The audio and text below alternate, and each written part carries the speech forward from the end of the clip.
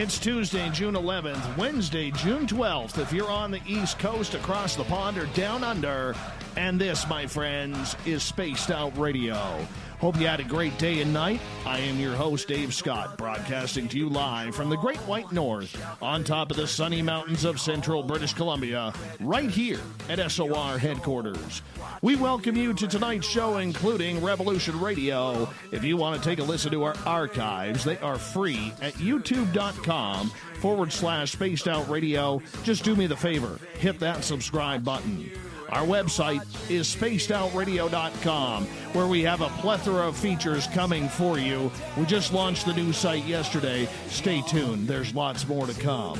Tonight's show is brought to you by Mighty Moose Beard Oil Company. It's 100% Canadian, 100% natural, taking care of beards around the world. Visit mightymoosebeard.com and use promo code SOR2019 today. If a life of strange and weird is your thing, you'll probably be pretty jealous of Michael Huntington, because that's how he lives his life. Michael is a paranormal travel writer and a UFO researcher living in Missouri. Each year, he travels with his wife and their 2 children around the United States, looking at all of these weird, strange, interesting locations throughout the heartland. The Huntingtons document their strange travels on all social media and their Strange Travels blog. Michael has researched the UFO mystery for over 40 years and frequently writes on issues to help improve ufology and improve rational methodology. You can follow Michael on Instagram, Huntington_strange_travels.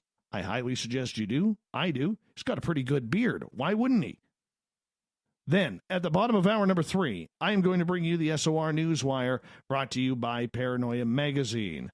Michael Huntington, always a pleasure to have you on Spaced Out Radio, my friend. How are you? I am doing great, Dave. Thanks for having me. How are you tonight? I'm doing good. I am doing very good. I've been, trying to keep up to date with everything that's going on in the world of ufology, which is going absolutely crazy these days. We're going to get into that. But I want to talk to you first, my friend, about you, because you have an amazing life with an amazing wife and children who are all into the paranormal. How did you get started on this, and how did you and your wife decide that you were going to do paranormal traveling throughout the year? Well, I got into this pretty much like anybody of my age. I'm 50. Growing up in the 70s and in the 80s, we were inundated in the culture with paranormal topics. UFOs were everywhere. Ancient aliens, Eric Von Daniken stuff. Ghost, Bigfoot. In Search Of was a popular show at the time, and the popular tabloid media of that period.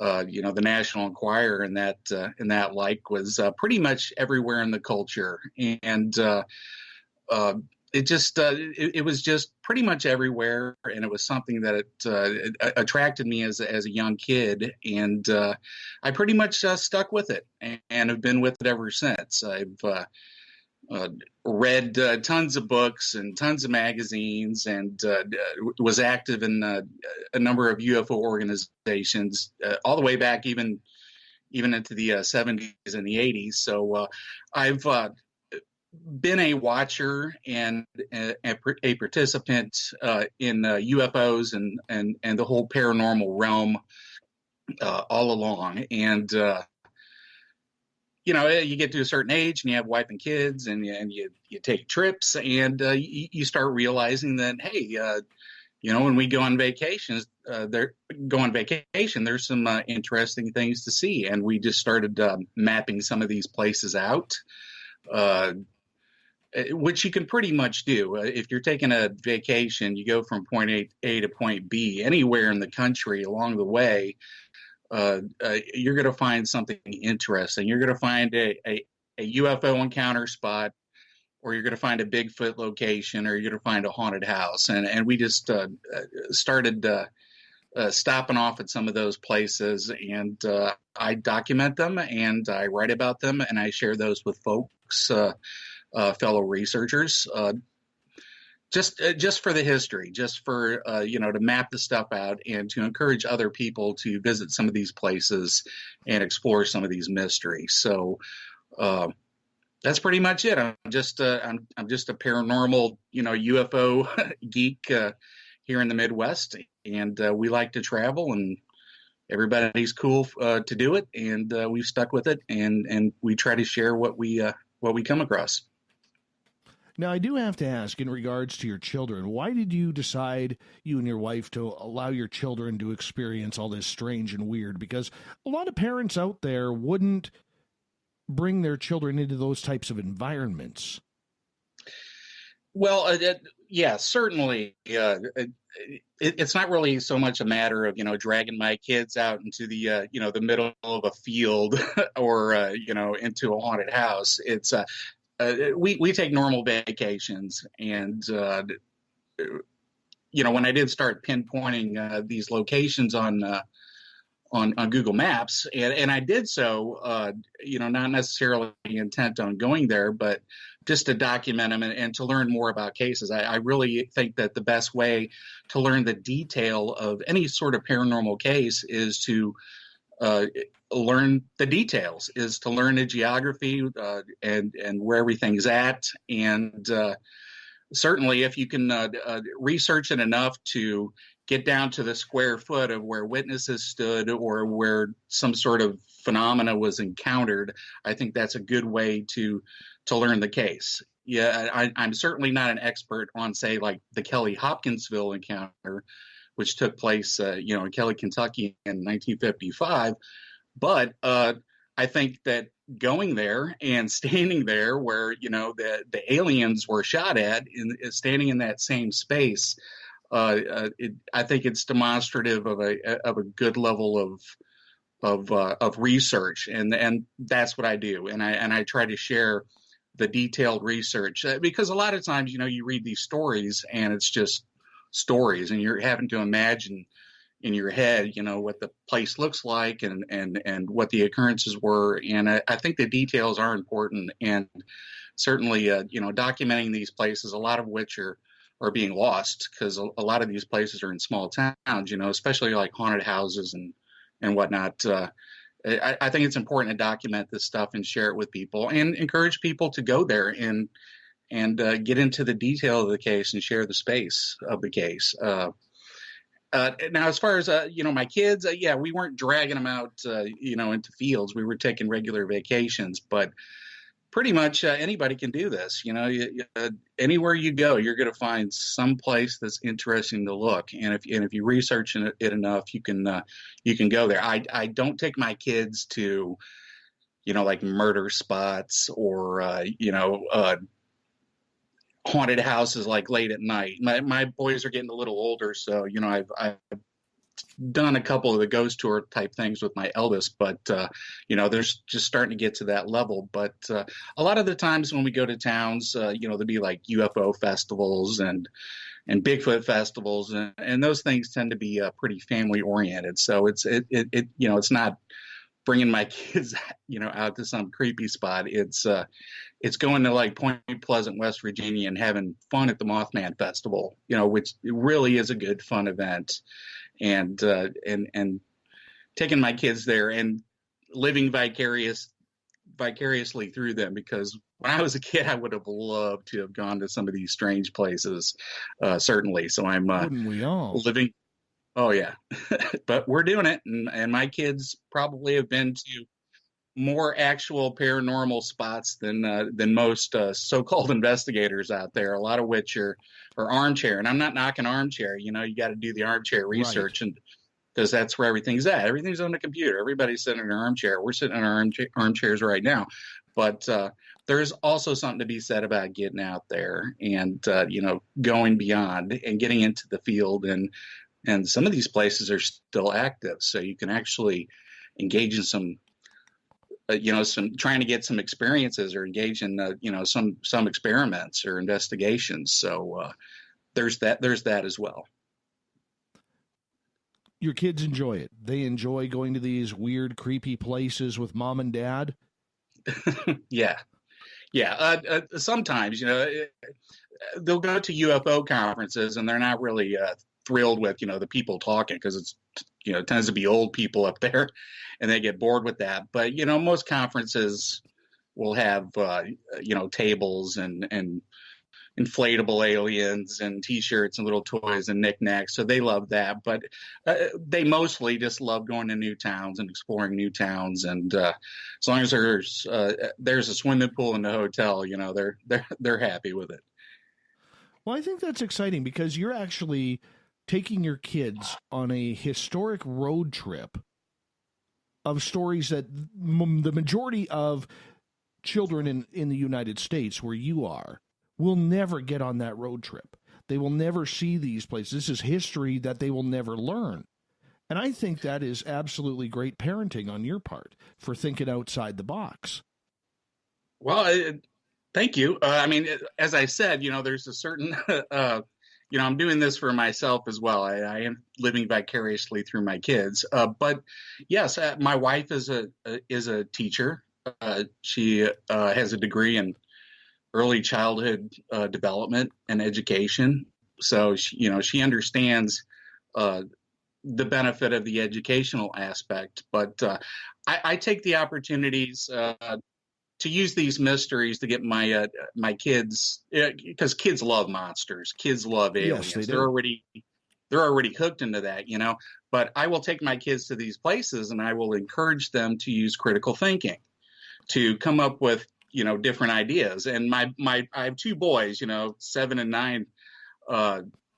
Robbie will be 9 years soon, but Sammy just turned 7. But they're kind of competitive, so they come up with competitive theories, alternate theories for different things, like the Loch Ness monster, Bigfoot, right, different kinds of aliens, and sometimes they're more skeptical than me. I'll show them a photograph of a UFO, and they'll be like, "Oh, it's photoshopped," So it's they're still kids, so they have the interest, and they have the longing, and they have the respect for the magical aspects, the fantastic aspects to a lot of these things that are experienced. But and they love the stories. But it's good to see that, and we're using this to also get them not to be skeptics or critics, but to just come up with different competing theories. It's a good way to use your mind. And I encourage adults out there to do that as well.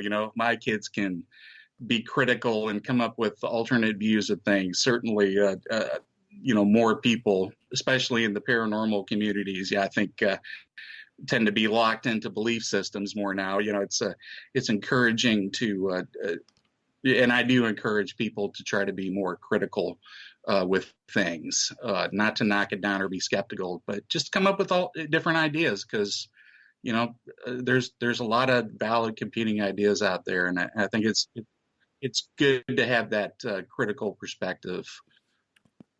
Michael, I do have to ask, when you're with your boys and they still have that childhood imagination, how many times have they said something to you about maybe a Bigfoot or some sort of cryptid or alien or UFO, and you're sitting there thinking, looking at your boys and thinking, how come I didn't think of that? Where did that idea come from? I noticed that with my boy, who's 5 years old, and I see, when he is in his real thinking process, he could get some pretty deep questions that only a kid could come up with. How often does that happen on your travels? It does happen occasionally. I think I'm versed in a lot of the different theories as far as different cases and different phenomena. So I've heard a lot of different things. I've heard from the mundane to the outrageous, and somewhere in there is the truth. And my kids don't really go to the outrageous. They actually, they go towards the pretty rational. But they do come up with theories on their own that are existing theories that are pretty interesting. Like, my boy Sammy, who's really into dinosaurs, You show him when I first started showing him pictures of the Loch Ness Monster, he just flat out said, well, that's a plesiosaur and a elasmosaur, without me prompting him any, so kids can kind of come up with their own theories that are pretty good and possible, and pretty valid. So they haven't really knocked my socks off yet, or at least maybe they were so profound that I didn't understand what they were saying. But yeah, they're all for concepts dealing with different dimensions and ideas as far as government plots and conspiracies and whatnot.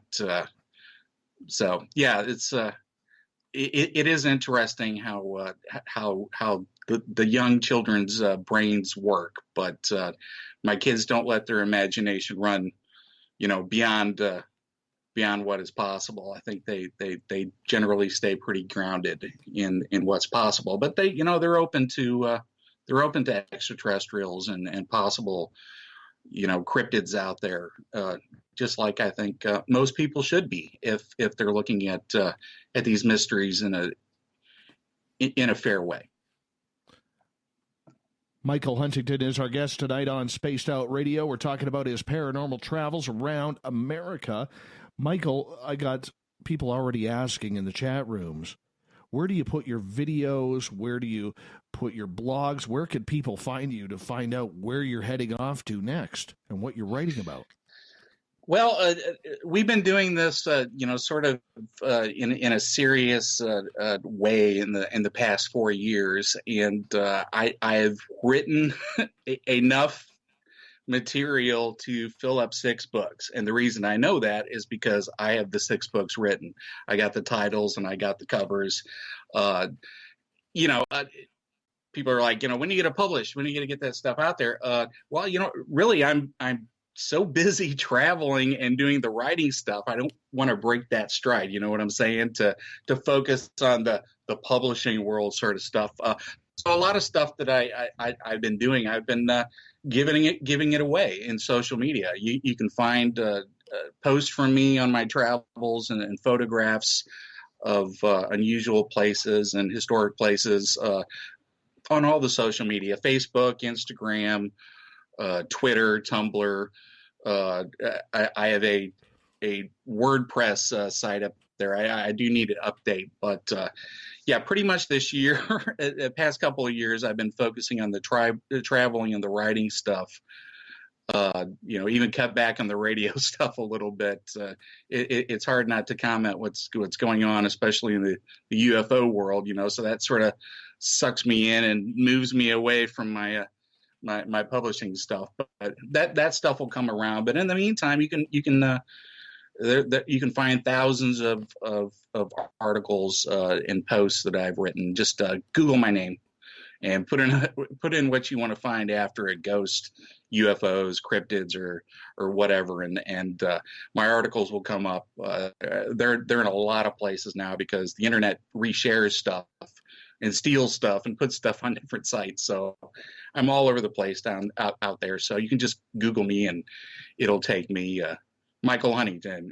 Just do that and you'll find a lot of stuff. You'll also find a lot of other shows and whatnot that I've done. So, but those books are coming. Those books are written. I'm just, busy traveling and enjoying that to get the publishing stuff done. But that stuff will be coming. I'll be focusing on that at the end of the year. But good for you. Good for you. We only got a couple of minutes here before we go to break, and we're going to get into a real interesting UFO conversation that I think needs to be had. Has nothing to do with any of the groups. It has to do with people in ufology today, because you are somebody who, as we tease this into the break here in a couple of minutes, you are somebody who I think has a pretty level-headed mind about what's going on. I would call you a skeptical believer and somebody who does high-quality research in regards to this topic. However, you're starting to notice as well as I do, and we've talked about this many times on this show already, that there's a lot of infighting going on in the field of ufology today. And I know when we talked the other night, a lot of it's so not warranted, man. It's so not warranted. It's amazing that we can't have a discussion about UFOs anymore without getting argumentative, Michael. Yeah. Yeah, that's certainly something we're going to have to talk about tonight. I'll bite my tongue here, otherwise I'll run right into your commercial. But yeah, certainly there's the way the UFO, actually a lot of the paranormal communities out there are dealing with have the paradrama, have the infighting, some more than others, and has certainly been magnified as a result of, say, like the internet, social media, and use of general media and alternative media as well, to get these different ideas out. And there are a lot of competing voices. Some of them I think are very professional, and some of them have been in, at least in the UFO community, some of them have been involved in the subject for decades and are quite knowledgeable. But you do also have a lot of younger people coming in that aren't really familiar too much with UFO history beyond, what the general media has put out. But we can talk about that. Yeah. Oh, we could talk about it quite a bit. I mean, I'll just say it. It's getting really disgusting out there. I'm used to seeing this in the ghost field. I'm used to seeing it a little bit in the Bigfoot field, but I'm not used to seeing this in the field of ufology. Yeah, well, there has always been issues like this that have come up in the field of ufology. There's always been camps. There's always been different groups. There's always been competing theories. And there's been professional competing elements. There is certainly a professional class within ufology that make at least some sort of a living off of the subject, and that's true for all of these paranormal subjects.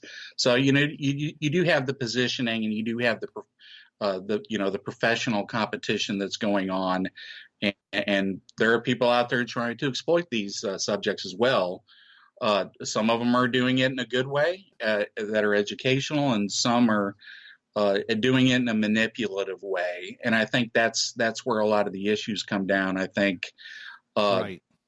Ufology does have a history of manipulation, and a lot of the younger folks are not aware of that. And some of the older folks are pointing out that some of this stuff that has gone on or is going on is not necessarily new. So we need to be thorough, and we need to vet things, and we need to research. I'm going to stop you right there, my friend. We're going to go to break. More Michael Huntington, UFO Talk, right after this.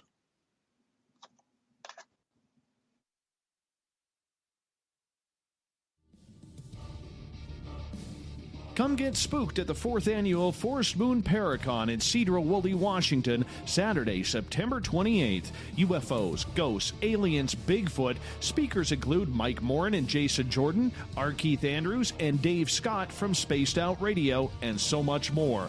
There will be workshops and a VIP roundtable. Get early bird tickets now at fmparacon.com. Are you intrigued by Paranormal Talk Radio? You'll love the new Paranormal Radio app from TalkStream Live.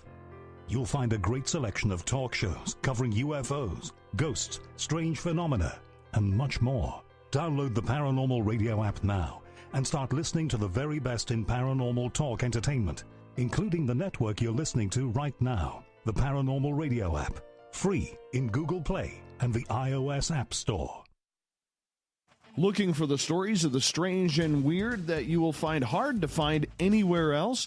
Check out the SOR Newswire on our website. Our writers, led by Captain Shirk, are scouring the world for the oddest and most bizarre stories we can find.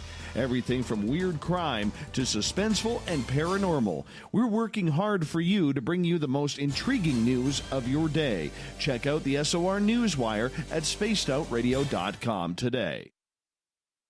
A timepiece is a reflection of who you are, and what better way to show off the real you than with an Escape watch? Escape is a lifestyle brand accessorizing your days and nights. Choose to escape and create the life of discovery that you deserve.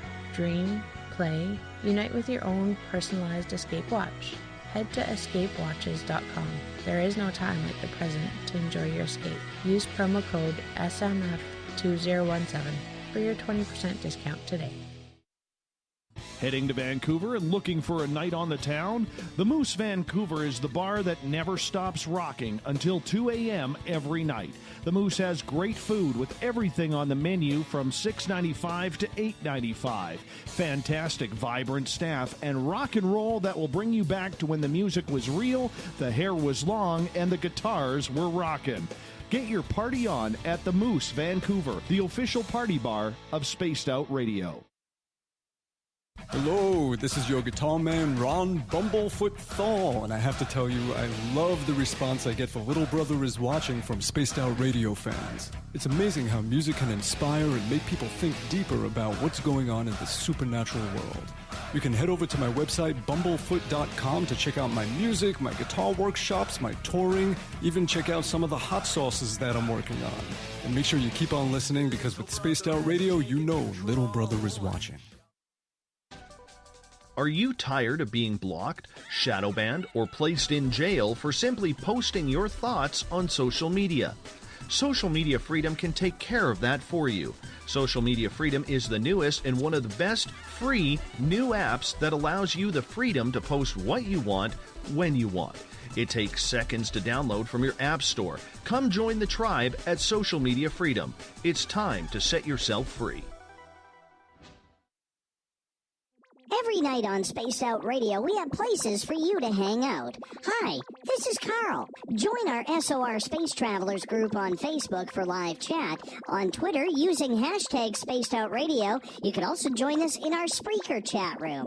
Check us out on Instagram at Dave Scott SOR.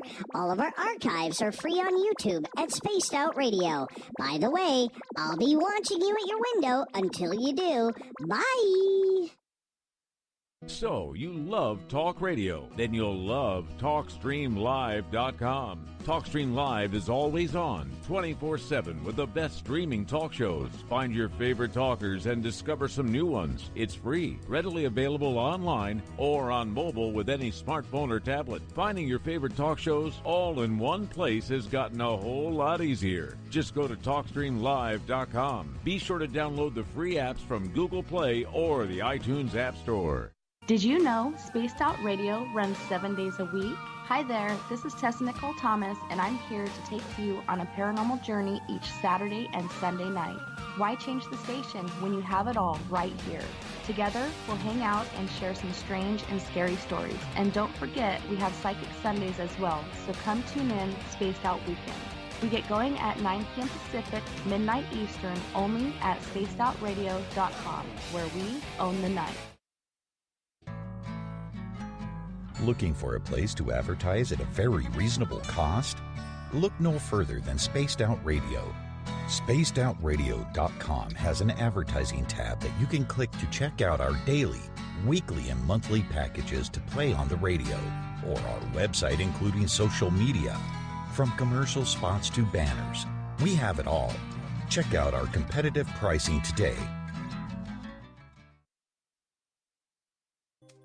We're bringing scientific thought to the paranormal. Hi there, this is Spaced Out Radio scientist Chris Cogswell. Join me, Chris Zuger, and Dave Scott the second Wednesday of every month, where we break down the who from the woo when it comes to everything paranormal. We'll investigate and try to bring sensible answers to those straight and sometimes outlandish questions people have. Hey, not everything has an answer, but we'll do our best. Listen in to Reality Paranormal only on Spaced Out Radio. Coming soon to our website, spacedoutradio.com, is the SOR Space Travelers Club. For just $5 a month, you can get into a private area on our site where you can hang with other listeners in our chat room, post in our forum, and check out a bunch of exclusive content and store that won't be found anywhere else, including a nightly after-show party with Dave. It's going to be the best $5 a month you're going to spend. The SOR Space Travelers, only at spacedoutradio.com. Coming up this September 21st and 22nd, all UFO eyes will be focused on Toronto for the 4th Annual Alien Cosmic Expo. Come listen to some of the biggest names and experiencers in ufology. Travis Walton, Paul Hellyer, Richard Dolan, Paula Harris, Grant Cameron, Randy Kramer, and Spaced Out Radio's own Dave Scott. Tickets are on sale now at aliencosmicexpo.com.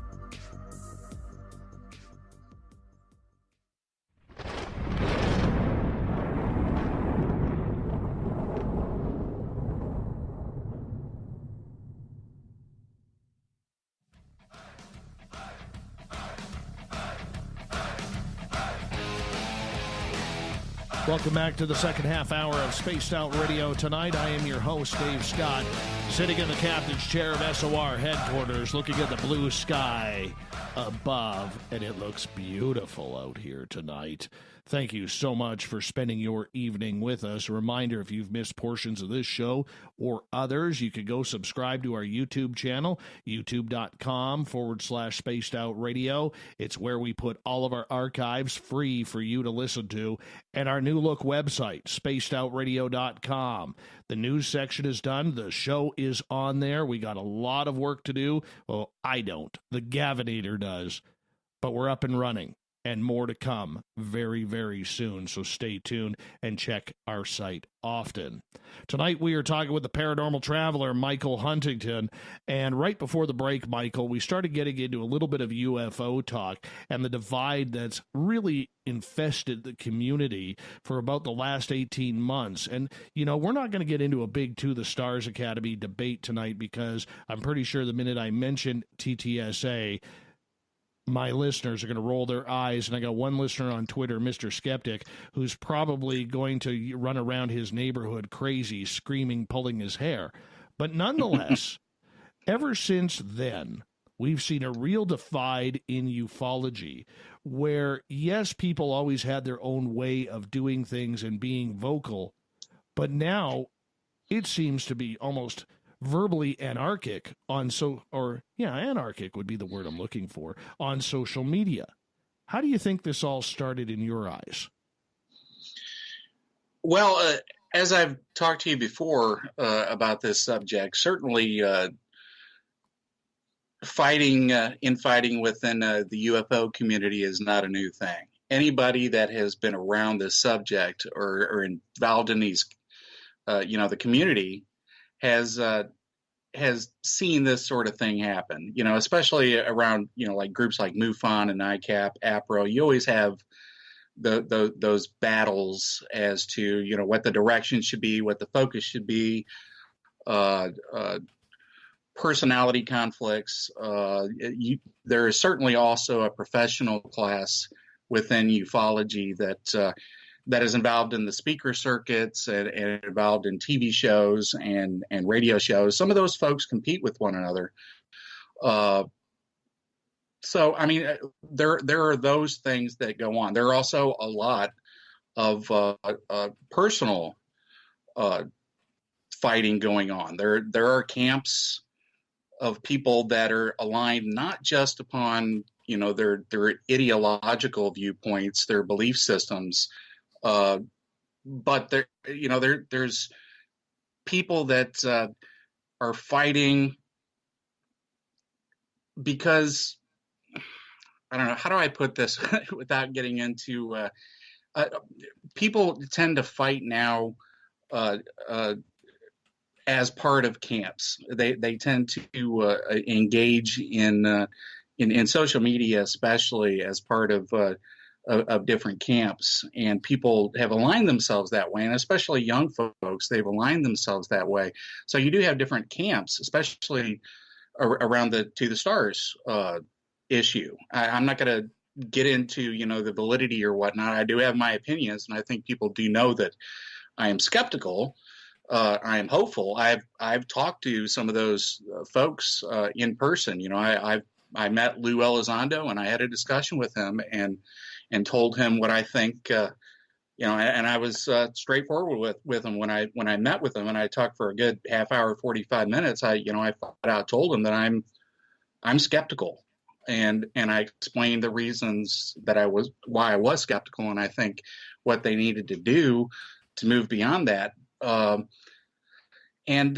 Hopefully, they will do that. But I think more than anything, within the UFO community, and this is a reflection of what's going on, I think, in a lot of social media, what's come down is people have started drawing lines, and they started saying, this is a friend and this is an enemy. And it's more about securing those positions more so than going after the truth, and I understand where a lot of the To the Star supporters are coming from, because a lot of those people, they tend to be younger. They tend to be aligned towards the idea that the issue within ufology is a disclosure issue, and that the focus of the field should be getting the government to disclose what they know. That is a belief, an ideology that the answer is already known somewhere, and the way to do it is through, say, political pressure. That's an exo-political view. There's also a lot of people within the community, such as myself, that want to focus on the merits of cases more so than and want to focus on the evidence and want to focus on the phenomena more so than the exo-political stuff. People such as myself think that we should be focused on the UFOs more so than Congress. Where is the answer to the questions? Where is the answer to what's going on? Is it on a piece of paper in a government file somewhere? Is there a secret group that has all the answers? That's where you get into the conspiratorial stuff. And traditionally, historically, throughout UFO history, those people that have studied it, there is peril with that, because we have been fooled before. We have had MJ-12 documents, we've had alien autopsies, and we've had be witness, mummies, and so many different frauds that have occurred over the years. It's a good thing to be skeptical, especially if the people pushing this forward are so connected to military intelligence, or there's an obvious financial aspect to it that is, say, exploitative. You have to worry about the message, the real message getting out. And is it a real revealing of the truth? Is it a real disclosure, or is it a manipulative sort of thing? And I think it's maybe a little bit of all of it. There are those folks out there that would say discount the Tic Tac case, but for me, it's a case. It's not disclosure. Pilots have encountered UFOs before. Pilots have taken gun camera footage before. Government has had programs that investigated this stuff before. So a lot of the stuff that people are saying is explosive and is going to break the thing open is not necessarily new. And we have to worry about, what's really going on behind the scenes. What is the real information beyond the cases that are coming out, and who's putting it out, and what's going on. But back to your question as to, what is going on within ufology to make everything so tumultuous. Why can't we discuss these things? Why can't we work these things out? Why can't we have adult, legitimate arguments where people have different sides and people fairly make their points or make their counterpoints? I think because I think this because what's going on is because as a reflection of the culture that we have now, with the internet, everybody has a voice. Everybody's voice is magnified. Some people's voices are magnified that maybe are not legitimately versed in the subject, but they're enthusiastic or they're activists, and that's fine. That's good. But the big problem, I think, what's going on is that our internet culture is not really one that is good for discourse. It's so easy to be passive aggressive. It's so easy to just launch ad hominem attacks. It's so easy to be in that echo chamber of people that agree with you. It's so easy to just block people, dismiss people, and have the focus just be on your viewpoint. And it's very easy to just not engage in legitimate adult discussions. And I think that's a big problem. I think you should be able to discuss these things with each other. I try not to get into personal attacks or ad hominem attacks, especially, in the public arena, because I think that is unprofessional. But you've taken them recently. I've taken attacks. Yeah, it happens.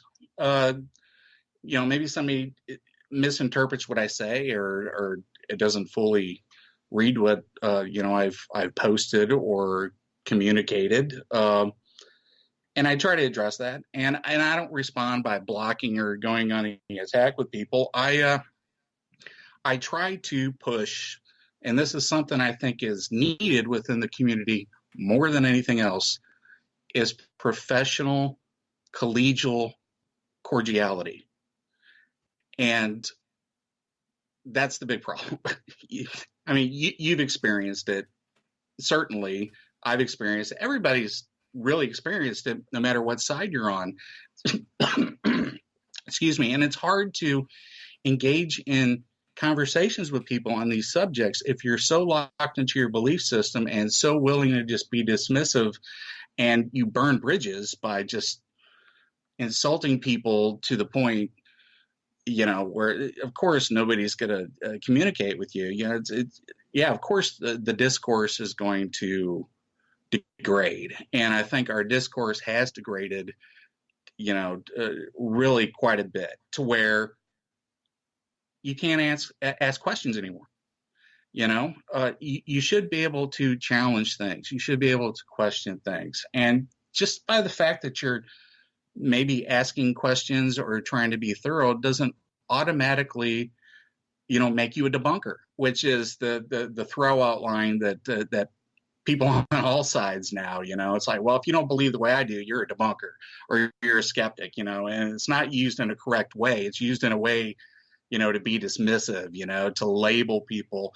I am certainly not a debunker, although I have debunked things, which I think you should do, because there's a lot of baloney out there. Certainly there's photographs and videos out there that are not really warranted of merit. And I try not to attack them, but I do try to, if somebody sends me a picture of a photograph into the sun and there's a little purple, circle disc next to it, it's most likely a lens flare. And some people don't want to hear that, that some people want you to validate or accept their viewpoint without your competing theory that challenges their worldview or their viewpoint. If they did take a picture of something and they're shooting into the sun, there's a little purple thing there, they need to demonstrate that it's not a lens flare, right? They need to add more evidence or give more information.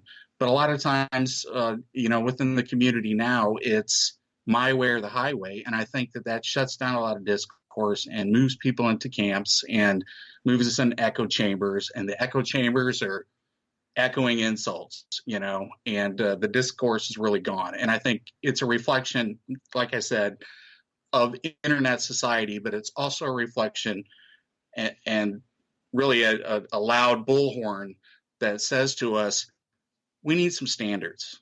We need some professional standards within the field. We need the leadership of these organizations to step up and to engage in non-manipulative discourse, non-exploitative discourse, where we can discuss things. There are some groups that are coming out that are starting to do that are, moving away from the exploitation and the manipulation aspect. Rich Hoffman's group, the SCU, which just had their conference, Scientific Coalition for its UAP studies now. It was ufology, but they had a conference and I was at it, and Lou Elizondo and Hal Puthoff were there, and I got to meet with them and discuss with them, and it was a who's who of the UFO world. Alejandro Rojas was there. I got to give him my viewpoints on some different things. So what we need is more things like that. And we need to not just discuss the cases, I think, within the field, but we need to discuss, how do we improve this? How do we improve this circumstance? Is it like all out Game of Thrones warfare, where, this guy's going to win, this guy's going to lose, this guy's out, this guy gets the TV show, this guy's, it's we can do that forever. But really, while we're doing that, we're not engaging the phenomena. We're engaging in these battles, and we're focusing on the exopolitics part of it. And I, for one, somebody who has been into this subject for decades, who grew up in that culture in the 70s, where Hynek was talking about pushing the science, and Vallée was talking about the legitimacy of the subject and how to move the subject forward and have scientific credibility.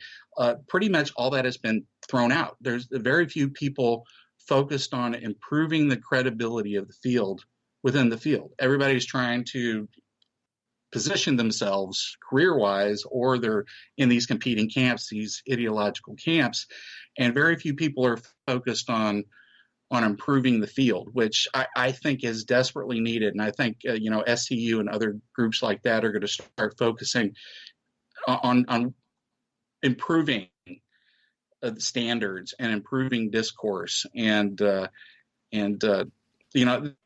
we have the internet now. We have a world where people can have podcasts. Anybody can start a podcast and call themselves a journalist. Anybody can. Oh, you hit a sore spot there, buddy. Sore spot there. I mean, it's a fact. And some folks are actually really good. They're plugged into stuff. They do a good job. They do good research. They do stuff like I do. They go and meet people, and they go to places, and they do some thorough research. But then you got people out there that are, and we've seen this, I think, in the past couple of years, that, along with media and media hype, which certainly anybody can agree, the tic-tac to the star stuff has been a media thing, for good or bad, whatever. I am leery because, I've sort of seen this sort of thing before, and the potentiality for discredit of the field, is there. What if somebody comes out tomorrow and says, oh no, it's all baloney, or I made that video, or, it could all fall so easily tomorrow. And then, the media is going to follow up, and they're going to say, well, it turns out it was a hoax. And then that's what you get.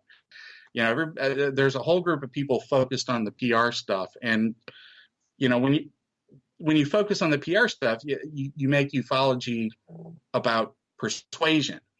The purpose is to persuade people of the legitimacy and the credibility of the subject. But that's a thing that you can do, but really you have to bring stuff with you. I think if you're looking to improve the validity and legitimacy and credibility of the subject, we need stuff that mainstream science and the mainstream world is going to need beyond just, the hype stuff. You can make it about PR, and you can make it about, the world paying attention and the world taking the subject seriously. But really what we need is ufology and the community engaged in it to take itself more seriously. And True that. there's, yeah. But I mean, getting back to the topic of journalists, because you and I have debated this. And I've talked to people like MJ Banias about this. I've talked to George Knapp about this. Numerous people, Lorian Fenton, Melinda Leslie, some pretty candid names in this field, and respectable names. And the one thing that I can say is, if you're lying about your resume, how do we trust that research that's coming out of your mouth, even though it may be 100% accurate? Because if you're willing to lie about your credentials, you're willing to lie about anything to get ahead. That's true. And there certainly should be standards. We should at least be talking about this, right? We should be talking about ourselves more so than, papers that were found or leaked emails or whatever. What we really need is we need a better ufology. There's really no leadership within the field. I think that's one of the reasons that To the Stars has moved forward, is because, they've sort of taken that leadership vacuum that has maybe been left by MUFON. Now, I've been a critic of MUFON before. I think that they've moved away from the investigation aspect of it. Not so much at the grassroots. There are a lot of people out there in the States that are investigating UFOs out in the field. But, MUFON is run out of Hollywood, and it's sort of been their focus the past few years to do the PR stuff, to do the media stuff, to focus on that. And I think there's conflicts of interest, I think, for some of the people involved with that, because, like I said, a lot of the leadership in many of these UFO organizations, people are also, they're actually exploiting it, and they're making money off of it. They're on the lucrative speaker circuit. I don't want to destroy conventions. I don't want to destroy speakerships or whatever. This is America. People are still going to want to go to those things. I go to those things. I love UFO conferences. I love the cosplay UFO conferences. I love the TV stuff. There are UFO celebrities out there that are certainly UFO celebrities that are people that I respect. There's a few. Just because you're on TV doesn't necessarily make you a UFO expert. Maybe it makes you a pretty face, but there are some people out there that I do respect because they've done decades of work. People like Jacques Vallée, for instance. But we sort of need to move the needle in the other direction. We sort of need to work on some reform measures. MUFON needs to do this. TSA, when I talked to Lou, I told him that, some of the things that they need to be doing beyond just TV shows. I told him, I said, we've been entertained enough. I'll watch your show. I consume everything. I'm going to watch your show. I'll buy your T-shirt, whatever. But if we're taking it to that next level, if we want to take it to the, really get to the mainstream, it's not going to be through Fox News with a little blurb. True. It's not going to be through the New York Times through a little blurb. It's going to be through scientific field programs, and it's going to be through scientific papers presented to like the National Academy of Science. Right. That's Mike, the sort of thing. Let's hold it off right there and continue this important chat on Spaced Out Radio with Michael Huntington right after this in hour 2 of the mighty SOR. Stay tuned.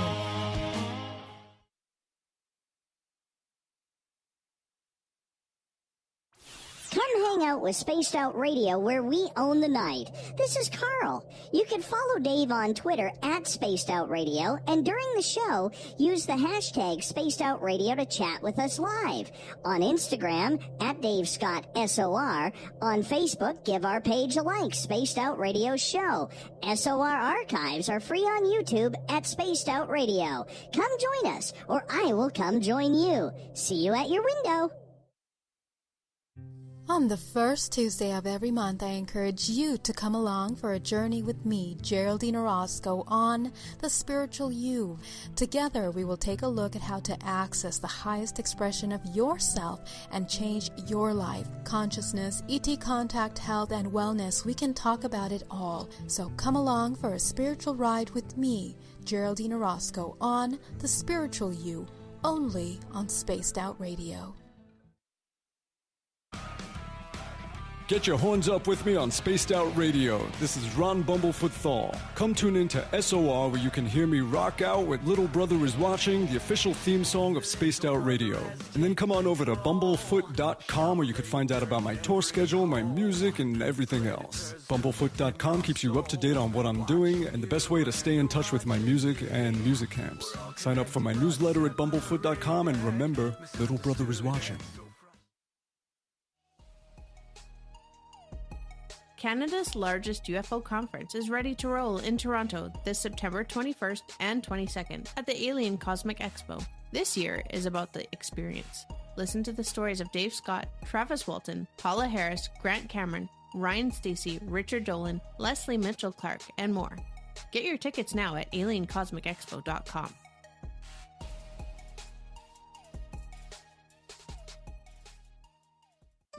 Find your escape where time has no limits. It's about living today and cherishing the heritage of yesterday. A spirit of adventure for what is new, with the nostalgia of the past. Your timepiece is a reflection of who you are. Life surrounded by beauty from the world around us to the soul within. EscapeWatches.com. There is no time like the present to enjoy your escape. Use promo code SMF2017 for your 20% discount today. The Call of the Wild is in Vancouver. The Moose Vancouver is one of the hottest bars and restaurants in the city. Open until 2 a.m. nightly, the Moose will rock you like a hurricane all night long. Great food with everything on the menu at $6.95 near the corner of Nelson and Granville. Get your horns up and come rock with us. The Moose Vancouver, the official rocking bar of Spaced Out Radio. Visit purpleplates.com today. For over 40 years, the Purple Energy Plates have been delivering amazing results for their many customers. Inspired by the great genius Nikola Tesla, the harmony, healing, and energetic effects of the plates have proven over and over to be beneficial and often miraculous to thousands of customers.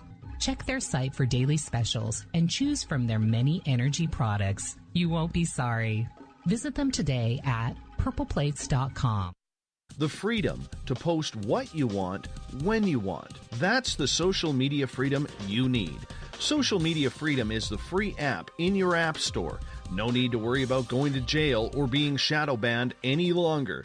It's the freedom to say what you feel. The freedom to know Big Brother isn't watching. It's the way social media is supposed to be. Social Media Freedom. It's time to set yourself free. Download from your app store today.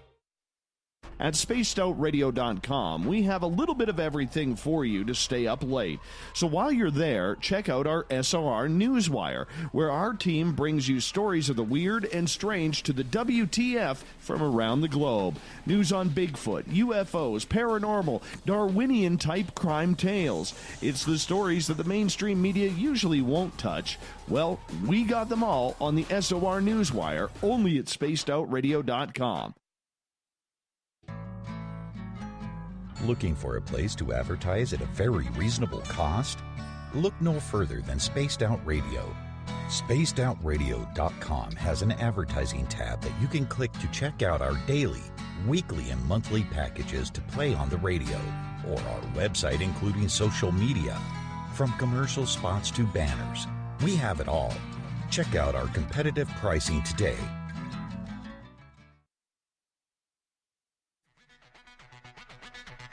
Come get spooked at the 4th Annual Forest Moon Paracon in Cedar-Woolley, Washington, Saturday, September 28th. UFOs, ghosts, aliens, Bigfoot. Speakers include Mike Morin and Jason Jordan, R. Keith Andrews, and Dave Scott from Spaced Out Radio, and so much more. There will be workshops and a VIP roundtable. Get early bird tickets now at fmparacon.com.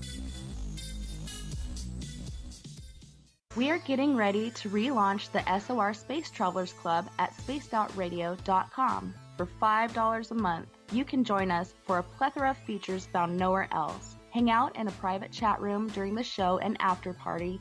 You can check out some exclusive content and a store specifically for you, as well as a private listener forum where you can post your thoughts, stories, and pictures. The SOR Space Travelers Club, coming soon to spacedoutradio.com. You hear footsteps in the empty room above you. A rocking chair begins rocking by itself. Don't be afraid of the things that go bump in the night. Reach for Spirit Storybox, the iPhone app the Huffington Post UK called the only ghost hunting app you will ever need. Spirit Storybox. The spirits are telling their stories. Are you listening? We're bringing scientific thought to the paranormal. Hi there, this is Spaced Out Radio scientist Chris Cogswell. Join me, Chris Zuger, and Dave Scott the second Wednesday of every month, where we break down the who from the woo when it comes to everything paranormal. We'll investigate and try to bring sensible answers to those straight and sometimes outlandish questions people have. Hey, not everything has an answer, but we'll do our best. Listen in to Reality Paranormal only on Spaced Out Radio. So, you love talk radio? Then you'll love TalkStreamLive.com. TalkStream Live is always on, 24/7, with the best streaming talk shows. Find your favorite talkers and discover some new ones. It's free, readily available online or on mobile with any smartphone or tablet. Finding your favorite talk shows all in one place has gotten a whole lot easier. Just go to TalkStreamLive.com. Be sure to download the free apps from Google Play or the iTunes App Store. Hey, this is Canadian paranormal investigator Mike Moore. The third Wednesday of every month, I'll be teaming up with Dave Scott to bring you Ghosts of the Great White North. Each month, we will bring on guests from across Canada to discuss their ghostly encounters. Canada is a paranormal hotbed with stories you've never heard, so we're going to bring them to you. So get comfy on your Chesterfield, grab a donut, and join us, eh?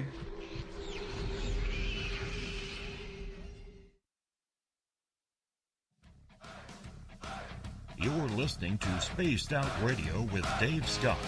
Follow Dave on Twitter at Spaced Out Radio and on Facebook, Spaced Out Radio Show. Welcome back to hour number 2 of Spaced Out Radio tonight. I am your host, Dave Scott. Thanks so much for being with us. Tomorrow night on the show, Mike Morin and Morgan Knudsen are back with Ghosts of the Great White North, 9:06 Pacific, 12:06 a.m. Eastern at spacedoutradio.com. Hi to everyone listening in on our terrestrial affiliates, KDNF AM 1560 in Dangerfield, Texas. KDUN AM 1030 in Reedsport, Oregon. In Ridgecrest, California, KZFX 93.7 FM, WQEE 99.1 FM in Noonan, Georgia, and UPRN 107.7 FM in New Orleans. On the digital side, hi to everyone listening in on Revolution Radio. Thank you so much for being with us. We also want to give a big shout out to Gene in D.C. Thank you so much for tuning us in. Call me sometime, Gene. I'd appreciate that. The Desert Glam has set the password for tonight in the SOR Space Travelers Club. Glacitate. Glacitate is your password. Make sure you use it wisely, Space Travelers, as the Clam sets a password each and every night right here on the mighty SOR. Our website is spacedoutradio.com. It's got a brand new look. We're going to be adding new features coming down the pipe here, so make sure you check our website often for the updates. And I'm looking forward to it, because there's going to be a lot of good stuff coming in. Michael Huntington is our guest tonight on Spaced Out Radio. He is the paranormal traveler. We're going to get into some of his paranormal stories at the bottom of the hour. Don't forget, if you have any questions, if you're in one of the chat rooms or on Twitter, make sure you put them in capital letters so I can read them to Mike, and that way we can get your questions on the air. Michael, thank you so much for joining us tonight. Really appreciate it. Thanks for having me. It's fun so far. Now, right before the break, we were getting into a very good conversation about the way ufology is right now in the public's eyes, where there's a lot of debate, there is a lot of turmoil, there is a lot of ad hominem attacks going on if you don't support one side or the other. It's a verbally dangerous place right now on social media with all of this going on.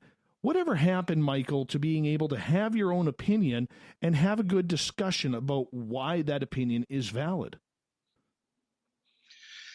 Well, maybe it's a generational thing, and I'm not knocking younger folks, in the community of their opinions or their way of doing things, but as I said before, this is a reflection, I think, of our culture. We have trouble communicating, political ideas without drawing lines and going on the attack or the defensive. And that it's the same way within, a lot of these paranormal communities. There's, the paradrama, and it's always there, and it's always been there. And we live in this hyper age of media, of social media, where as I said before, it's easier to make the ad hominem stuff. It's easier to draw lines and align yourself and be in an echo chamber. It's really hard to engage in correct discourse, and really social media, it's kind of hard to do that. Unless you're making a really long, post. But I think it comes down to intent. I think there are those out there that are really wanting to hear different sides, wanting to present their own sides and do it in a way that's not abusive. And I encourage people to do that. I've had posts and done memes and had discussions with people about trying to make the field more cordial, to where we can discuss these things, where you can put forth your opinion without fear of attack. Whatever side you're on. Now, certainly, some things are worthy of debate. Some things are worthy of attack. Sometimes there are disingenuous people out there, especially in the UFO world. There are con men. I'm not going to, I'll let people figure out who's the con men. Generally it's, people that are profiting from this, that tend to be corrupted by that, and that's something else that I've also sort of had tried to get people to focus on, that ufology should be about study of the subject. It's not really about getting a TV show or promoting a TV show. That's a means of putting it out there. But ultimately, a lot of this stuff, you have to sell out, and understandably so, because if you have a TV show, it's entertainment. And as a result, we have what is called UFOtainment. Some people don't like that word, but you know what I'm talking about. And I think everybody else knows what I'm talking about. And I would never want to ban anything. In fact, I love UFOtainment. I will consume everything that's out there. I may not agree with the approach of, say, unidentified. I may have problems with some of their ways of doing things, their approach, their take on evidence, their biases. But I'm still going to watch it because I'm a UFO junkie. And I think one thing that we've all kind of moved away from as we've gone to these camps, we've sort of moved away from the idea that,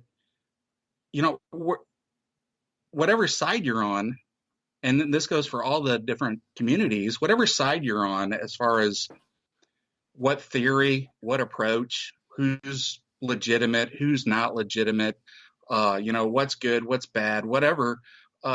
Ultimately, in the UFO world, we're all UFO nerds.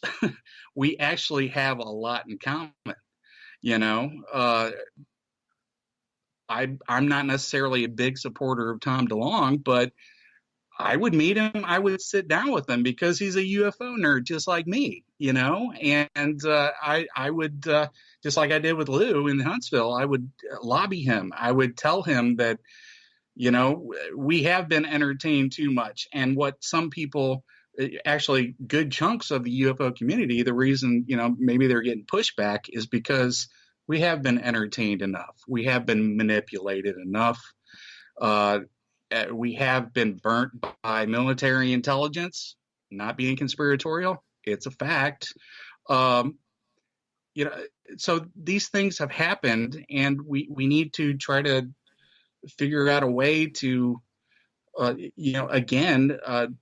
make things more credible and more professional. And when I lobbied Lou, I said we need some science, and we need science beyond, regurgitating papers that were done by NIDS and saying, oh, see, this was part of ATIP, 20 years ago or 15 or whatever, or NIDS or BASS or whatever. We need science beyond that. We need forward thinking, and we need a conscious effort to reform the field to make it better. And it starts with the discussion. It starts out with legitimate adult discussions as to what our goals are.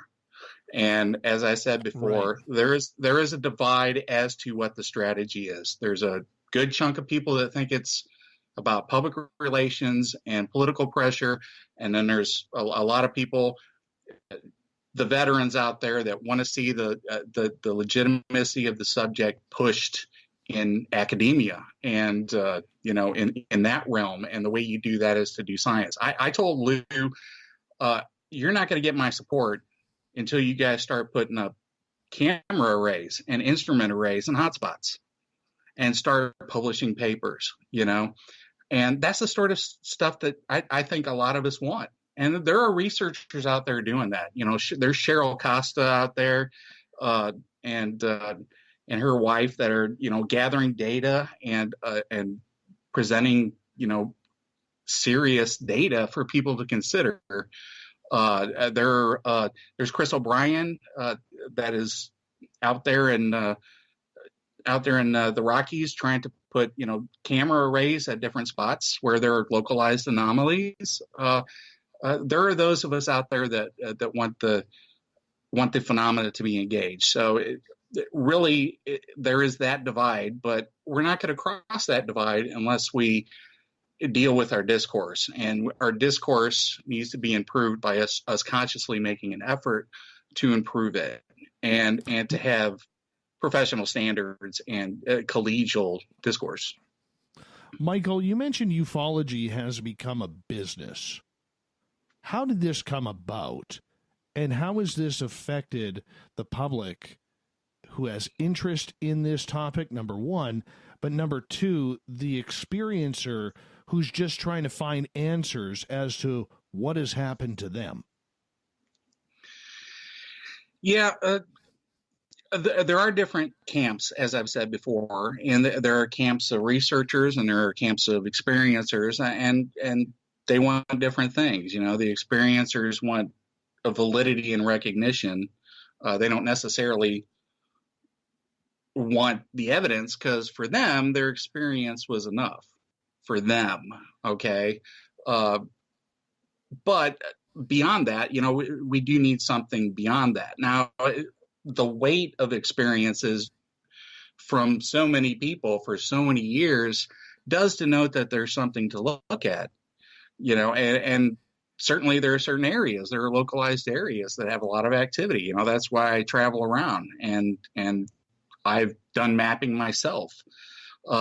And there are places that are weird and strange, and a lot of these phenomena cross over together. It's surprising how many places have UFO encounters that, if you go back through the history, they have a spook light road and they've had a Bigfoot encounter, or they got a haunted house or whatever. You really find this all over the place.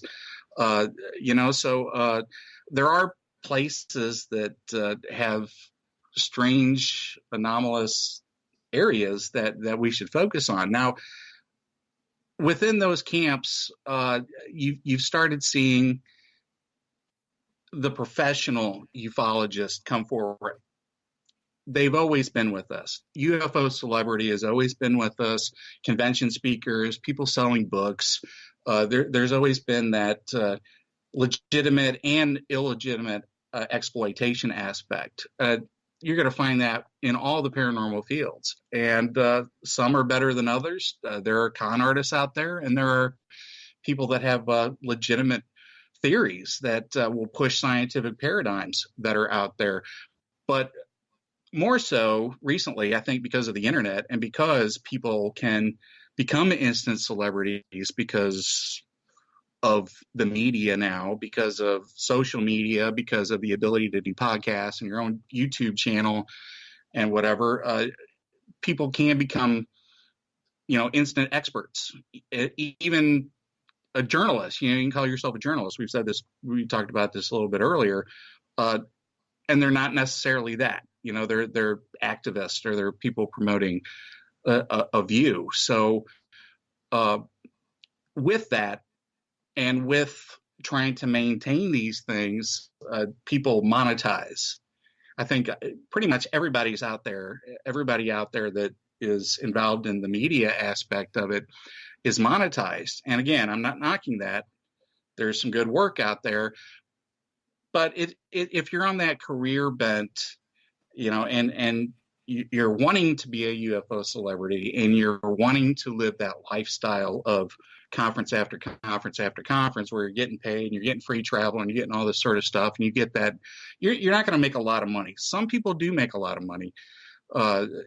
If you got conferences back to back and you're able to sell books and you're getting paid for TV appearances and all that stuff, you can make some bank.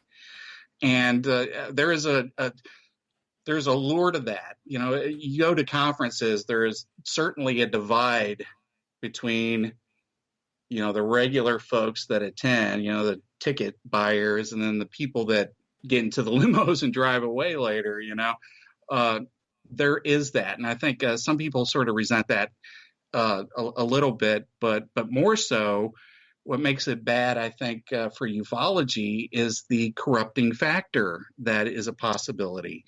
When you do a TV show, especially for a network, you have to play the game. You have to alter your data, perhaps, or make things seem as they aren't. And, it can and does become manipulative. And there's a lot of people that are geared towards that, and some people that are willing to be manipulative.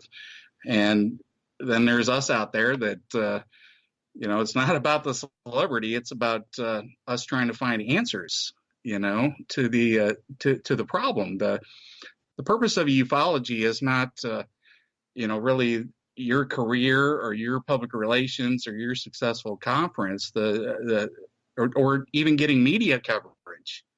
A lot of people have just declared victory, disclosures here. There's a bunch of reports in the media.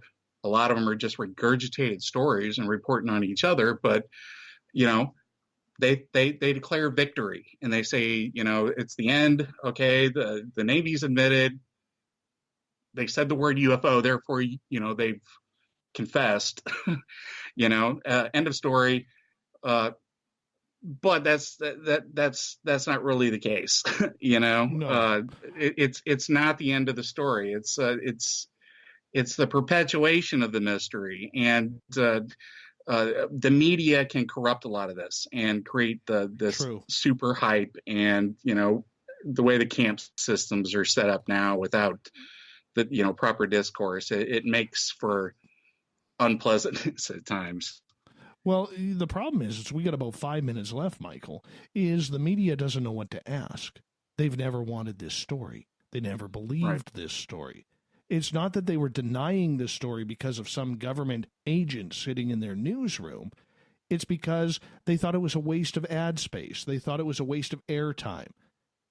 And as long as there's that attitude, it's never getting on. Well, and that has been around throughout the history of the subject. Now, has the whole of the subject been the same throughout the whole of the subject? No.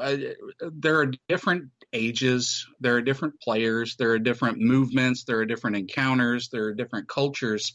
So there are different times that have dealt with this. So there are different approaches. But there's also a lot of stuff that's already been done, already been seen. And ultimately, we can go through all this again and say that the subject is done, it's over. Or we can say, no, not really. Because David Fravor saw something, like 15 years ago, doesn't necessarily mean that's the answer to what I saw in that field last week. But you know what? That right? brings up a good point. I mean, the mainstream media is not asking the pertinent questions. When the Navy came out, Michael, and stated that they were now collecting UFO documents, that they have never done this before with their crews, nobody questioned them in asking, well, if you've never collected this evidence, how are we seeing these reports and these videos from 2004? That would mean you are collecting them. But nobody asked that question. And it is so simple. Right. Yeah, the media is largely uneducated, and the media will, jump on a press release, and they'll certainly jump on the TSA story because, you got a celebrity, and you have some senators, and you have some, military intelligence, Department of Defense people. That's the reason they have gotten the mantle. That's the reason they have gotten the voice, is because of that. But is their approach the correct approach? Are their motives something that is going to be beneficial for the subject? What's the purpose? Is the purpose to get congressional hearings? I heard that recently, mirroring what you just said, that, for the first time, people have testified to the Congress. And it's like, no, that's not true.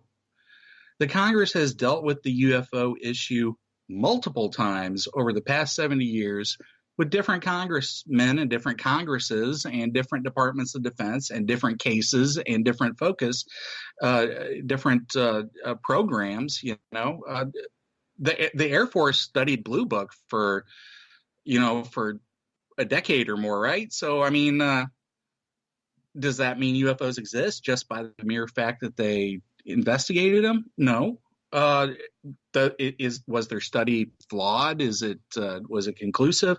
I mean, there's issues with it, but just the mere idea that government is recognizing these things, is a disclosure, is a confession, is wrong. And putting forth the idea that, naval pilots have never seen anything before, or gone on record, or presented evidence, really is not true.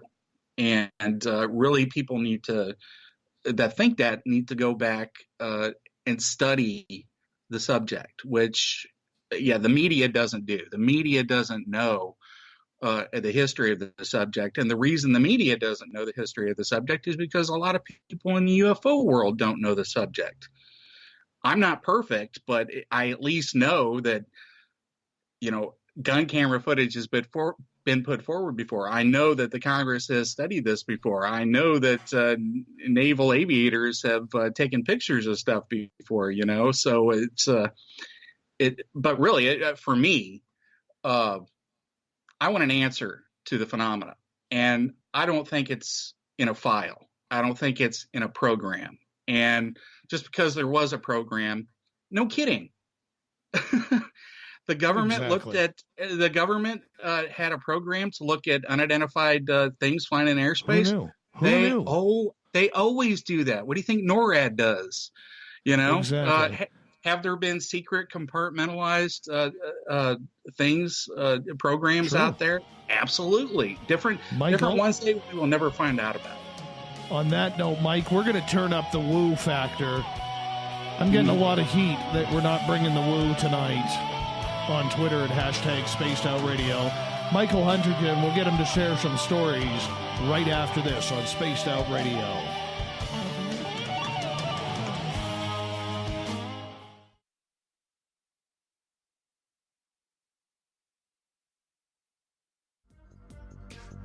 Coming up this September 21st and 22nd, all UFO eyes will be focused on Toronto for the 4th annual Alien Cosmic Expo.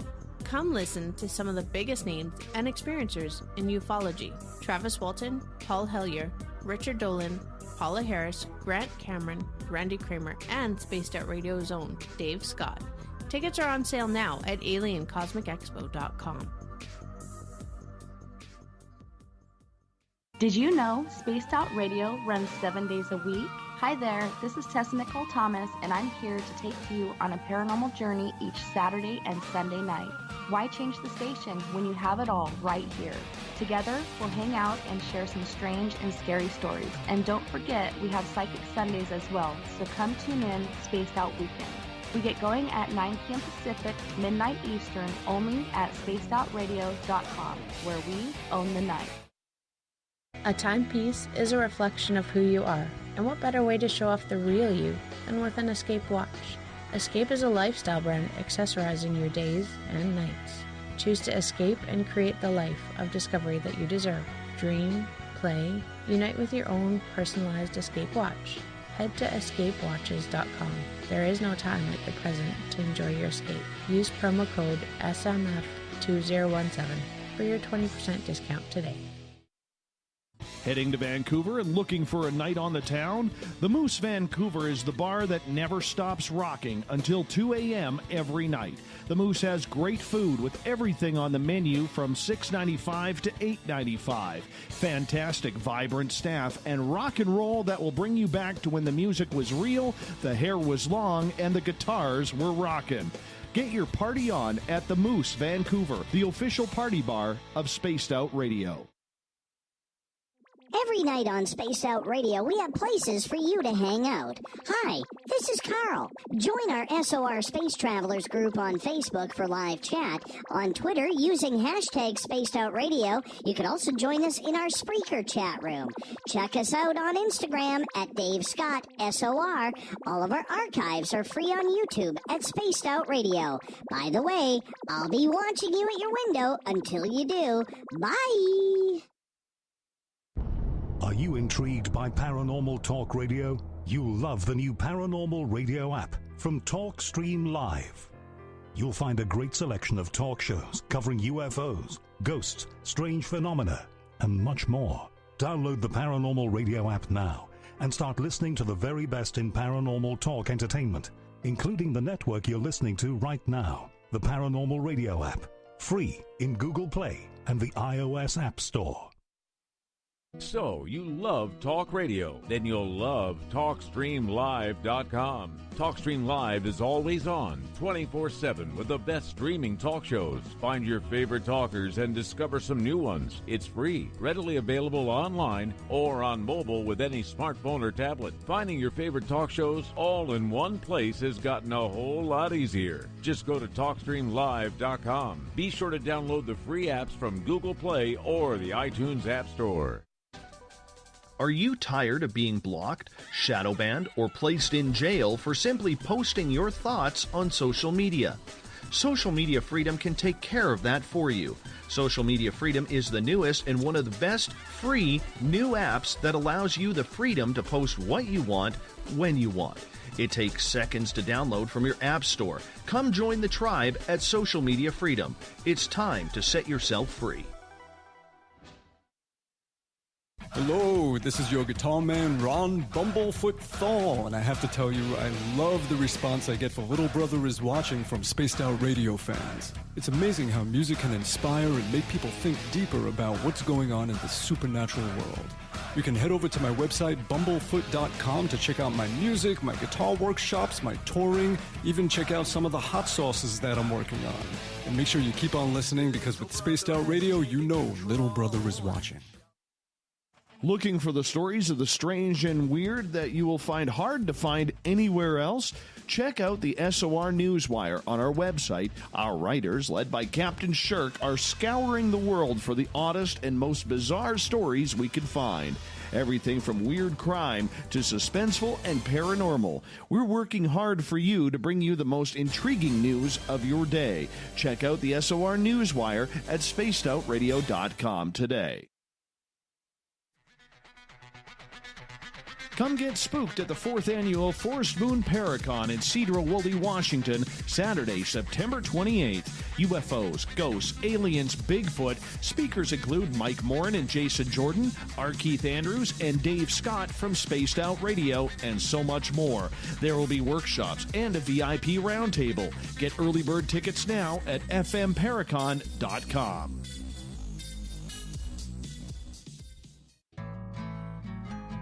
Looking for a place to advertise at a very reasonable cost? Look no further than Spaced Out Radio. SpacedOutRadio.com has an advertising tab that you can click to check out our daily, weekly, and monthly packages to play on the radio, or our website including social media. From commercial spots to banners, we have it all. Check out our competitive pricing today.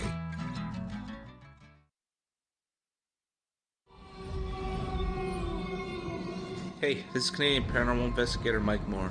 The third Wednesday of every month, I'll be teaming up with Dave Scott to bring you Ghosts of the Great White North. Each month, we will bring on guests from across Canada to discuss their ghostly encounters. Canada is a paranormal hotbed with stories you've never heard, so we're going to bring them to you. So get comfy on your Chesterfield, grab a donut, and join us, eh? Coming soon to our website, spacedoutradio.com, is the SOR Space Travelers Club. For just $5 a month, you can get into a private area on our site where you can hang with other listeners in our chat room, post in our forum, and check out a bunch of exclusive content and store that won't be found anywhere else, including a nightly after-show party with Dave. It's going to be the best $5 a month you're going to spend. The SOR Space Travelers, only at spacedoutradio.com.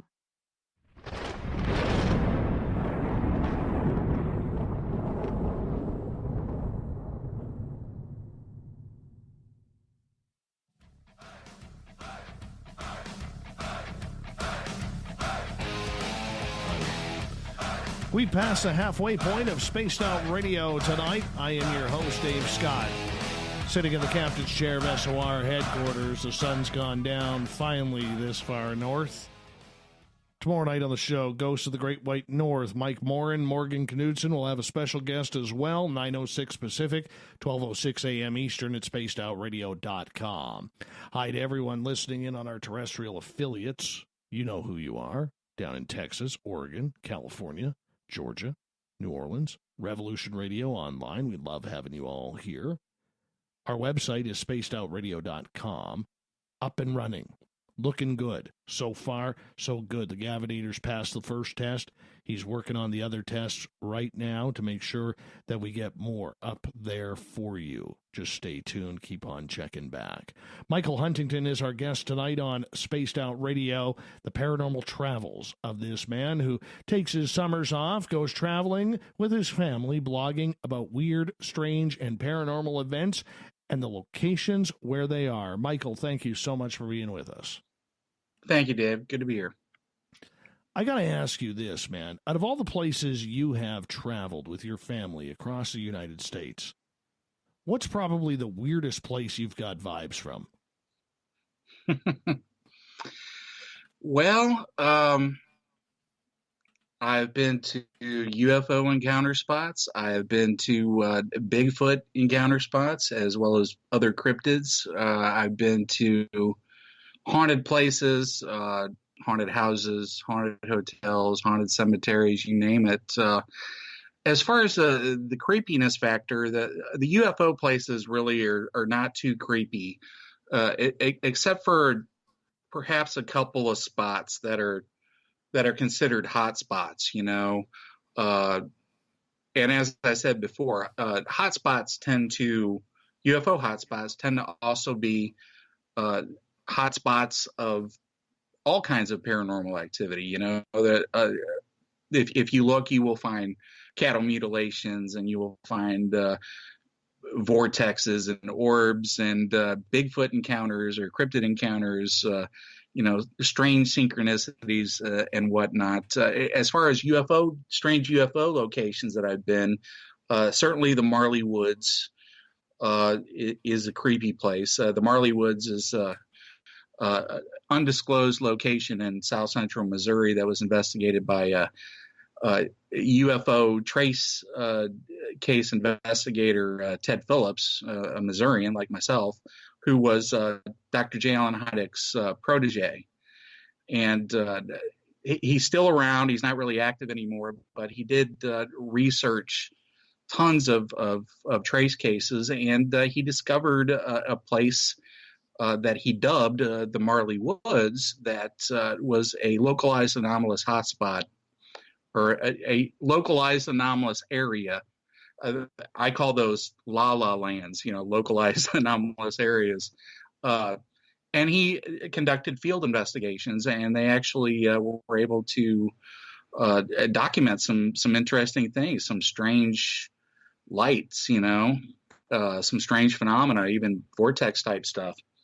I go through there each year on my way to or from when I go down to the Ozark Conference down in Arkansas. I go through there and check things out and try to capture, something just during my brief visits there. I have gotten some anomalous things on some photographs, but photographic evidence or even video evidence is secondary evidence. It's soft evidence. It's not really demonstrative or conclusive to demonstrate that something is going on, but it is indicative of something occurring, especially when you take into consideration, all the stories that go along with it. So probably as far as UFOs, the Marley Woods, that place is, when you go out there, it's very rural and it's very interesting. And I've researched it enough to where I know where Ted Phillips stood, and I know where cattle were mutilated and found, and where creatures were seen, and where vortexes appeared, So I going there and researching and then going there, this is the reason I do this is to, better study these cases. That place is just overwhelming with vibes, especially if you know what happened. I suspect there's a lot more places out there that maybe have not been discovered, that Marley Woods probably would not have been known if somebody didn't contact, Ted Phillips and him do a study on it, Generally, when we travel, the creepiest places tend to be, of course, like haunted locations. I don't drag my kids, into haunted cemeteries at night or anything like that. But going into a haunted house, same thing. If you know the lore, if you know the name of the ghost, and how they supposedly, maybe died there 100 years, even if you're a skeptical person, I don't consider myself a skeptic. I think your description was pretty accurate. I'm a skeptical believer. I believe that there are phenomena worthy of study, and but knowing what things are, that's the difference. And being skeptical of anecdotal claims, I think we do need that. Accounts are good, but accounts from people, eyewitness accounts are the beginning of the investigation. They're not the end of the investigation. We can't just rest with somebody saying something. We need to move to the position where we can demonstrate something and then try to figure out how can we get more data, more evidence to figure out, what's going on, whatever it is. Maybe it's a quantum thing, maybe it's a psychic thing, maybe it's something tied into that spot, something physical that affects the mind. Maybe it is extraterrestrials. Maybe they come back to that spot. Maybe it's ghosts. Maybe there's some sort of doorway to where things from other places can enter or exit.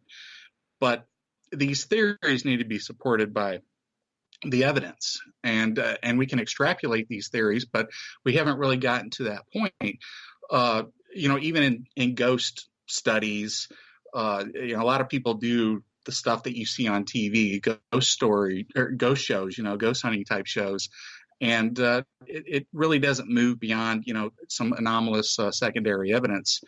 But I still get creeped out when I go to these places, places like the Crescent Hotel down there in Eureka Springs, or the Poplick Monster Trestle out there outside of Louisville. That place is really creepy. And that's more so creepy, I think, due to the fact that what's seen there is like some sort of axe-wielding demon, because if I ever saw an axe-wielding demon, I don't know, I might have to retire, but probably not. But that place is probably more creepy due to the fact that investigators there have died, even as recently as a couple of weeks ago.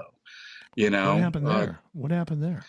Well, in Pope Lick, outside of Louisville, this trestle, train trestle, which is one of those metal train bridges that crosses an expanse.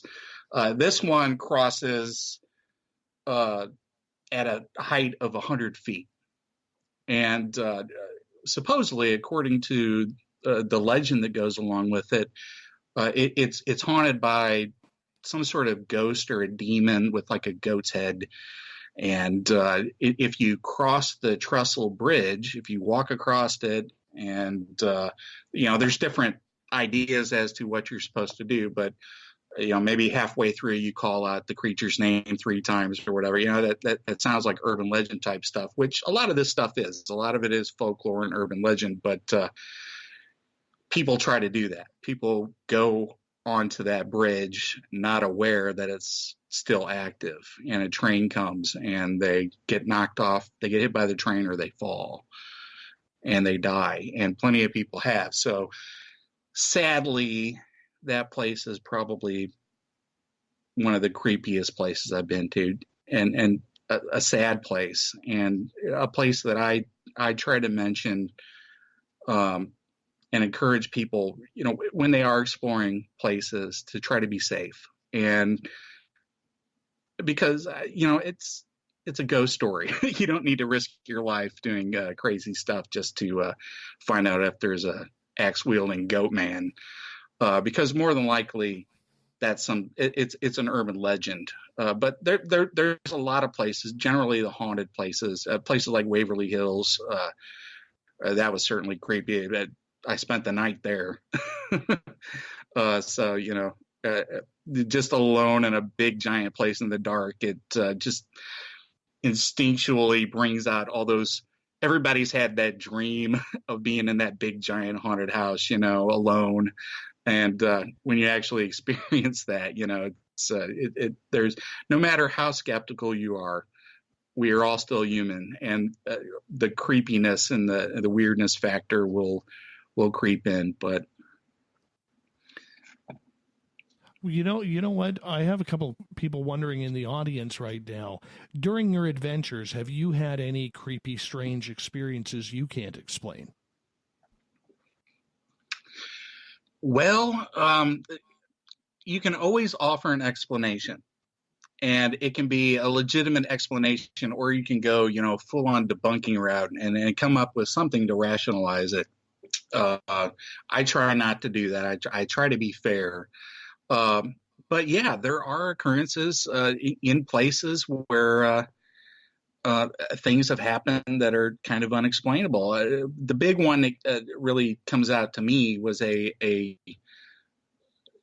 at Waverly Hills. I was with a ghost hunting group, and I was observing how these different, professional, because there's a lot of different clubs and groups out there, and there's different levels of at least some measure of science, and they use different variant levels of equipment. Some people will go into places with crystals and try to, contact, with Ouija boards or whatever. And that's one method, I guess. But the people that go in there with like infrared and different frequencies to be able to measure things, I teamed up with a group that had some really good equipment there. And we went to the 5th floor, which is supposedly has a room that is the most haunted room, room 502. And the story is that a nurse at one time hung herself in that room. And it's like a bathroom shower type of room. So a lot of people go there, and supposedly people have experienced a lot of activity there or documented activity. And sure enough, we went up there. The guys with me had like those FLIR Connect type systems that can detect temperature changes and then extrapolate like a figure system.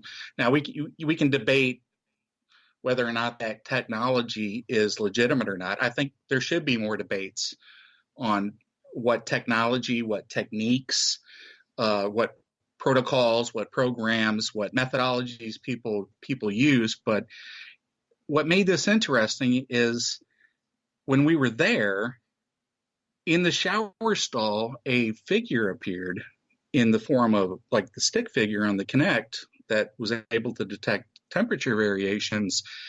And the stick figure in the shower stall engaged in shower activity.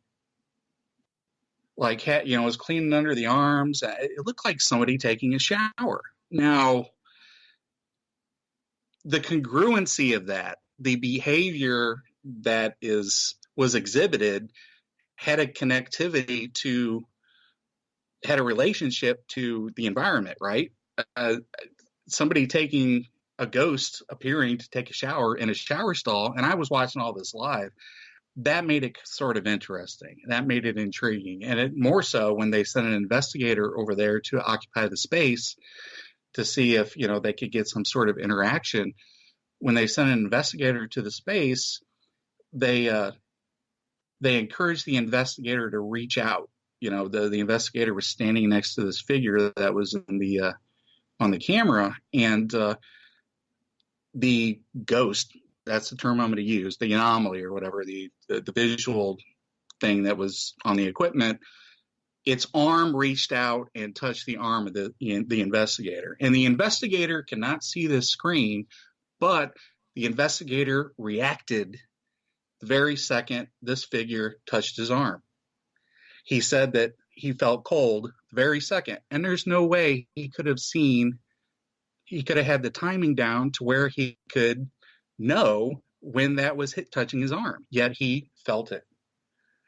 That was interesting. That was unusual. That was an anomalous circumstance that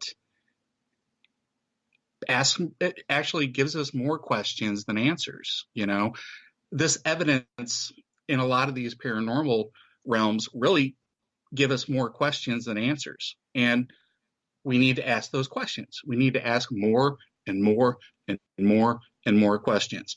Especially, we should be able to do that amongst ourselves, because we can believe it all day long. If we are trying to persuade other people, and it shouldn't be the masses, it should be legitimate sort of people, we do need to ask more questions. We do need to do more experiments. We do need to get into these places and figure out some sort of good methodology to where maybe we can try to figure out what's going on. What was in that room? I don't know. It certainly was strange. It certainly was creepy. It certainly was anomalous. It's something that I can't explain. I can explain it, and say, oh, it was coincidence, or they were trying to hoax me or whatever, but I was there. I didn't see anything. All I saw was, the screen from them filming. But and I've been to a lot of different places where that sort of thing has happened, where I've taken photographs and things have shown up in certain areas that in themselves aren't really mind-boggling. But if you're taking a picture of a place where somebody died a certain way and you see something that shouldn't be there, it's anomalies in places with histories of encounters, anomalies in places with some sort of tragedy or whatever. It seems that there's something imprinted, right? And I don't know what that means. But if we're gonna get into a position to where we can figure these out, as I said, we do need to be able to ask the questions. We do need to have a better regimen, and we do need to get serious about how we're going to do some of this. There's a lot of amateurs out there. All of us are amateurs. I'm just some guy in Missouri, who's been interested in this for a long time. I do have a background in philosophy of science. It's what I studied in college, but, I'm not an academic. But that's really the people you need to try to get, is the academics. And, you can try to get them through Congress, or you can try to get them through a TV show or whatever, but really, we need to up the ante. We need to go to some of these strange places, and we need to document more and do it in a way that's really trying to do some good science, and really trying to push the envelope, and really trying to seek an answer. We should be all about seeking the answers, not just trying to put forward our answers. We got about 2 minutes left before we got to go to break, Michael. In regards to your own personal experiences while you've been out on the road, do you get scared anymore? Or is it all just intrigue and chase now when something happens? Well, yeah, I will show family and friends some pictures of some of the places that we've been or I've been, and they just look at me like, what are you doing there? Are you nuts? They can't imagine, some of these places are truly frightening, especially at night, and they can't imagine themselves there. But I think after you do investigate a lot of the stuff enough and you put yourself in these places, there is sort of an immunity built. When you hang out at the real exorcist house, it's kind of hard to top places like that. A little creepy cemetery doesn't really scare you much anymore. But I think the more I travel, the more experiences that I have, the more that I can document and encourage other people to have experiences. I think we can break down some of the fear factor and increase the wonder factor and work on trying to figure out what's going on. I'm sort of beyond the being afraid. I do get creeped out. I do get freaked out a little bit. When a door slams behind me and there was nobody there to slam it, it certainly is jarring because, I'm a human being. I'm wired just like everybody else. The hair will stand on the back of my neck just like anybody else's. But I don't know. I grew up watching Darren McGavin, the Night Stalker, and I've always wanted to be that guy. So I'm okay with going down into a sewer to look for a lizard man, because I'd love to find one. Me too. Me too. I got rumors that there's dogmen in our area in the mountains.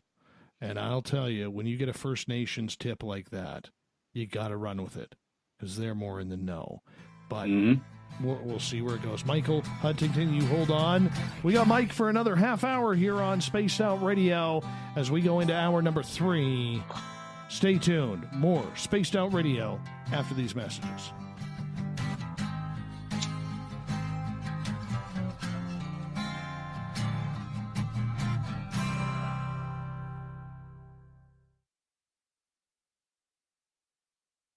At spacedoutradio.com, we have a little bit of everything for you to stay up late. So while you're there, check out our SOR Newswire, where our team brings you stories of the weird and strange to the WTF from around the globe. News on Bigfoot, UFOs, paranormal, Darwinian-type crime tales. It's the stories that the mainstream media usually won't touch. Well, we got them all on the SOR Newswire, only at spacedoutradio.com. Come hang out with Spaced Out Radio, where we own the night. This is Carl. You can follow Dave on Twitter at Spaced Out Radio, and during the show, use the hashtag Spaced Out Radio to chat with us live. On Instagram, at Dave Scott SOR. On Facebook, give our page a like, Spaced Out Radio Show. SOR archives are free on YouTube at Spaced Out Radio. Come join us, or I will come join you. See you at your window. Get your horns up with me on Spaced Out Radio. This is Ron Bumblefoot THAL. Come tune in to SOR where you can hear me rock out with Little Brother is Watching, the official theme song of Spaced Out Radio. And then come on over to bumblefoot.com where you can find out about my tour schedule, my music, and everything else. Bumblefoot.com keeps you up to date on what I'm doing and the best way to stay in touch with my music and music camps. Sign up for my newsletter at bumblefoot.com and remember, Little Brother is watching. Find your escape where time has no limits. It's about living today and cherishing the heritage of yesterday.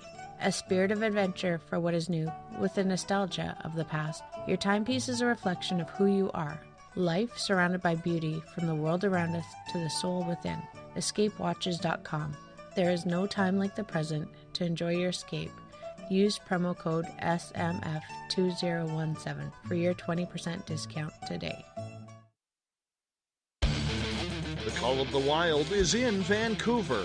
The Moose Vancouver is one of the hottest bars and restaurants in the city. Open until 2 a.m. nightly, the Moose will rock you like a hurricane all night long. Great food with everything on the menu at $6.95 near the corner of Nelson and Granville. Get your horns up and come rock with us. The Moose Vancouver, the official rocking bar of Spaced Out Radio.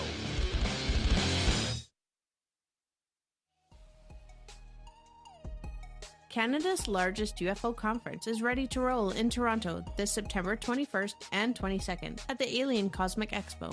This year is about the experience. Listen to the stories of Dave Scott, Travis Walton, Paula Harris, Grant Cameron, Ryan Stacey, Richard Dolan, Leslie Mitchell-Clark, and more. Get your tickets now at aliencosmicexpo.com.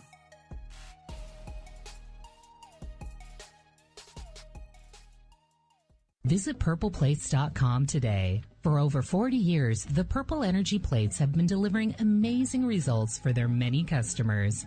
Inspired by the great genius Nikola Tesla, the harmony, healing, and energetic effects of the plates have proven over and over to be beneficial and often miraculous to thousands of customers. Check their site for daily specials and choose from their many energy products. You won't be sorry. Visit them today at purpleplates.com. So, you love talk radio? Then you'll love TalkStreamLive.com. TalkStream Live is always on, 24/7 with the best streaming talk shows. Find your favorite talkers and discover some new ones. It's free, readily available online or on mobile with any smartphone or tablet. Finding your favorite talk shows all in one place has gotten a whole lot easier. Just go to TalkStreamLive.com. Be sure to download the free apps from Google Play or the iTunes App Store. From the mile-high mountains of Colorado to all of you around the world, this is Tessa Nicole Thomas, and I invite you to stick around spacedoutradio.com for Saturday and Sunday nights where I host Spaced Out Weekend.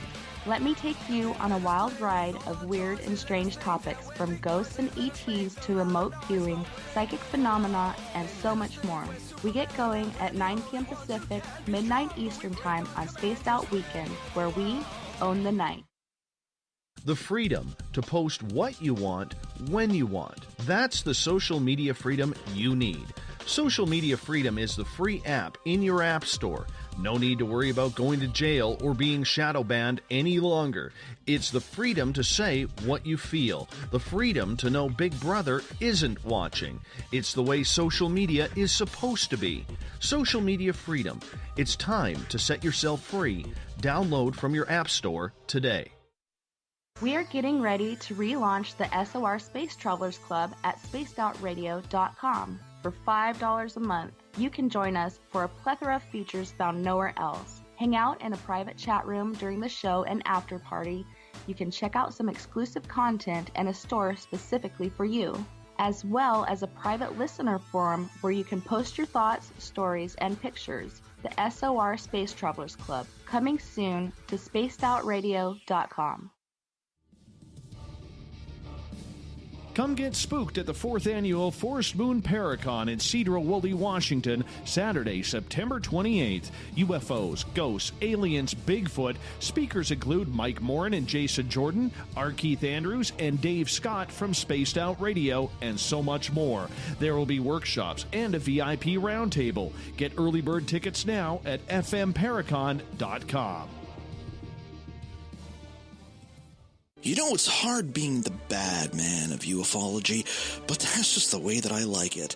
This is Chris George Zuger, and I'll be hanging out with Dave Scott and SOR scientist Chris Cogswell for Reality Paranormal, the second Wednesday of every month. And our job is to break it down and come to conclusions as to what is really going on in the supernatural world. I'd love for you to join us right here on Spaced Out Radio.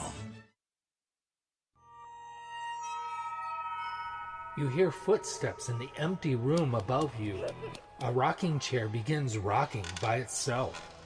Don't be afraid of the things that go bump in the night. Reach for Spirit Storybox, the iPhone app the Huffington Post UK called the only ghost hunting app you will ever need. Spirit Storybox. The spirits are telling their stories. Are you listening? Are you intrigued by Paranormal Talk Radio? You'll love the new Paranormal Radio app from TalkStream Live. You'll find a great selection of talk shows covering UFOs, ghosts, strange phenomena, and much more. Download the Paranormal Radio app now and start listening to the very best in paranormal talk entertainment, including the network you're listening to right now, the Paranormal Radio app, free in Google Play and the iOS App Store. On the first Tuesday of every month, I encourage you to come along for a journey with me, Geraldine Orozco, on The Spiritual You. Together, we will take a look at how to access the highest expression of yourself and change your life. Consciousness, ET contact, health, and wellness, we can talk about it all. So come along for a spiritual ride with me, Geraldine Orozco, on The Spiritual You, only on Spaced Out Radio.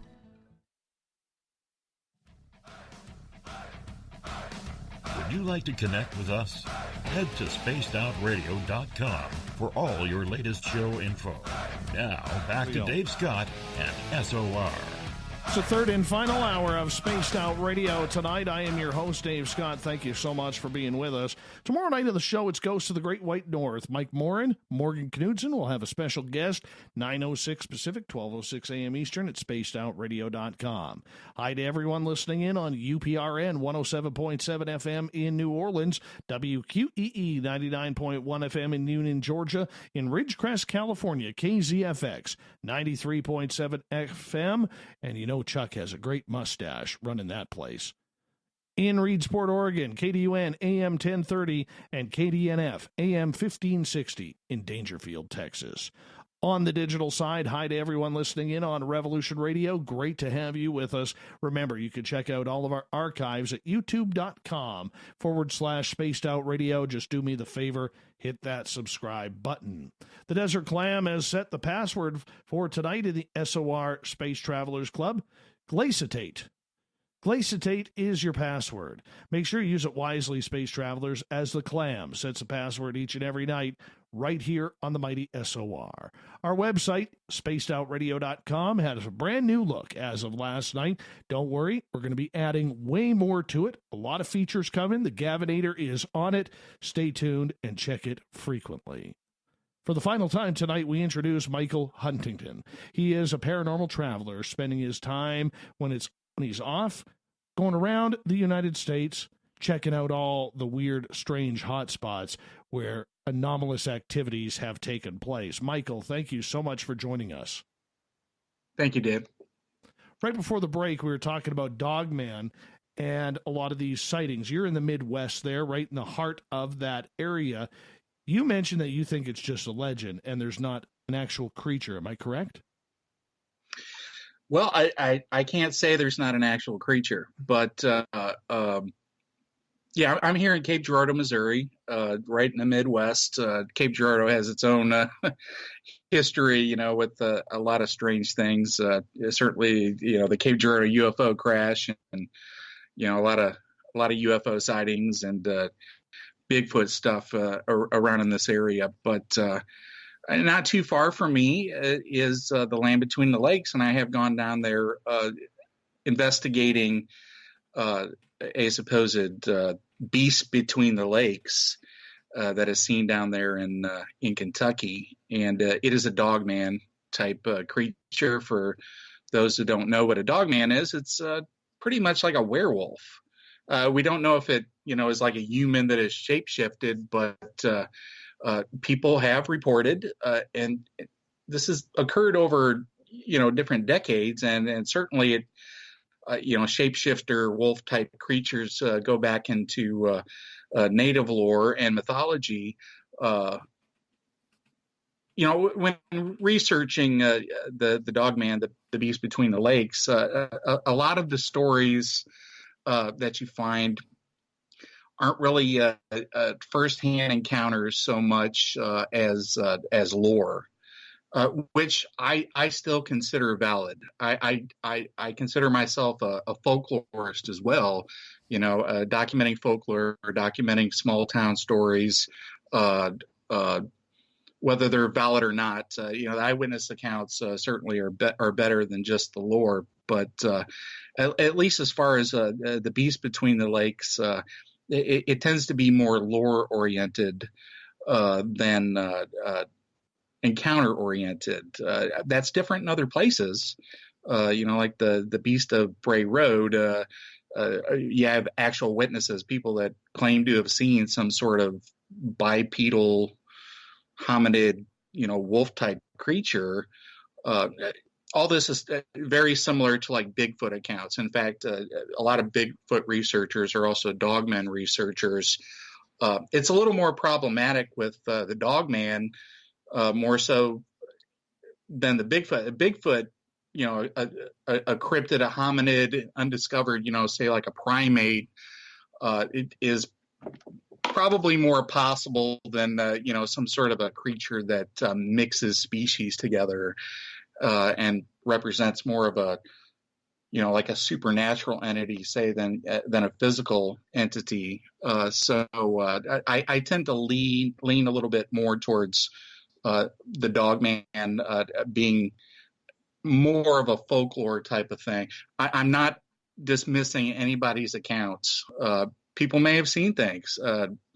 People may have seen, an actual creature like that. Maybe there are, dimensional portals, or maybe there's a phenomena that can influence how we perceive things. Those are all possibilities. I'm not going to necessarily dismiss stuff, but you do need that evidence in order to move these things forward. But I'm okay with just documenting everything that I can. Especially, in rural areas that have stories like this, whatever they are, because there's a lot of strange stuff out there. People have seen frog creatures and lizard men and people with big heads and, blue people and, winged things in the sky and, Mothman. There's a variety of cryptid type stuff. Not far from me, and I've investigated this place as well, was the Enfield Horror back in 1973, some sort of three-legged, clawed, weird monster that was seen there. There's actually physical evidence for that. It's one of the early cases that cryptozoologist Lauren Coleman investigated. I have investigated a lot of stuff that Lauren Coleman has investigated, just by the fact that he was from Central Illinois, and all the cases that he investigated early on are just across the river for me within half an hour, or places like the Murfreesboro Mud Monster, and on weekends and during vacations, I will visit these historic spots, documenting historic cases and places that are strange. And there's a lot of weird stuff out there, and some of the stuff you can maybe discount as folklore, but some of the stuff, maybe. Is there a Dogman? I don't know. Do we have a lot of evidence? Not too much, but there's a lot of stories, and they're certainly interesting, and it's certainly something that we should continue to look at. A lot of people have troubles trying to figure out whether a lot of these creatures are real, fake, just town folklore to bring in tourism. Coming from your background and touring all across the United States, how much credence should we put into a lot of these legends, whether it's Frogman, Dogman, Goatman, Beast of Bray Road, Bigfoot, fairies, gnomes, gargoyles moving and flying off of buildings, Mothman in Chicago. We could go on with these legends, but people keep showing up looking for this. At some point, do we not have to look at this and say, what is real and what is just power woo?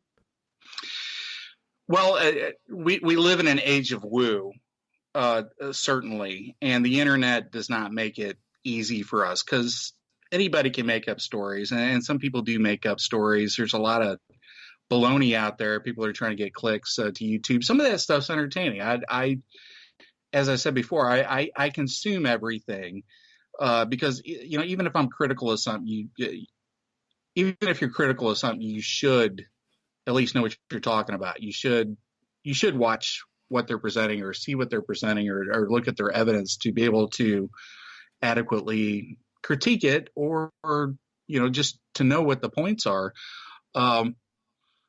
What's going on out there? What's real? What's not real? Certainly there are a lot more hoaxes going on out there just because it's easier to do. It's easier to make a fake photo. It's easier to make a fake video. And that stuff dominates the world. I mean, people talk about, you know, like unidentified and to the stars, breaking down, you know, UFO barriers and making the subject more legitimate. That may or may not be the case, but you know, a lot of people into these subjects aren't necessarily reading the New York Times or the Washington Post. You know, they're looking at like Secure Team 10, you know, and they're getting the legitimate stories along with baloney stories, and I think the message is getting kind of lost, and I think there is a lot of woo out there. I think there are people exploiting these subjects, making stuff up, people that are career oriented, you know, they're trying to make money off of this. So it's always been the case, you know, going back to the 19th century or before, you know, there were spiritualists making, you know, ghost pictures, you know, the Photoshop of the day. And what I think everybody, or at least what I do, and I encourage other people, is to look at each of these stories and each of these cases and each of these accounts and judge them on their own merits. You know, just because you've had, you know, say 20 encounters with a Mothman in Chicago does not mean that all 20 of those are a Mothman in Chicago. If somebody has seen something, more than likely, probably just a couple of those encounters are something legitimate. I think people will lie, people will be dishonest, people will hoax.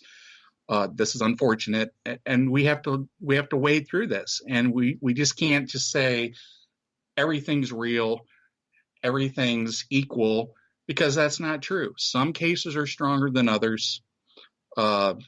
Some cases are weak. Some evidence is stronger than other evidence. And we need to look at that stuff, and we need to have critical judgment and use critical thinking when we're looking at all this stuff, and not just say, you know, Chicago Mothman's real just because a bunch of people said it was real. You know, we need to look at all those cases, and we need to vet them, and we need to vet the witnesses, and we need to certainly document everything, but we need to go just beyond the stories. You know, I try to go just beyond the stories, and I try to, as I said, get into the detail of these cases and see what works and what doesn't work.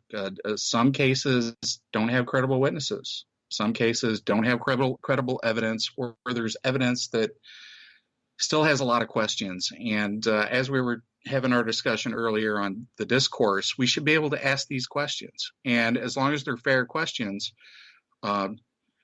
we should have honest level approaches to figure out, you know, what are the answers to some of these questions. We're not always going to have answers, but we at least need to get into the mindset of not trying to solve every paranormal problem together. You know, there's this notion of para-unity, that everything comes from one source, and it may or may not come from one source. But I can tell you this, anybody that has studied UFOs and knows the history, knows that probably throughout the history of the subject, 90% of what has been reported is not a UFO. It's probably something mundane, so we sort of have to come from a skeptical approach, especially if we're looking at those other, that other small percentage of truly anomalous stuff. We need to look at it critically, and we need to look at it critically not to prove anything, but or disprove anything or debunk anything.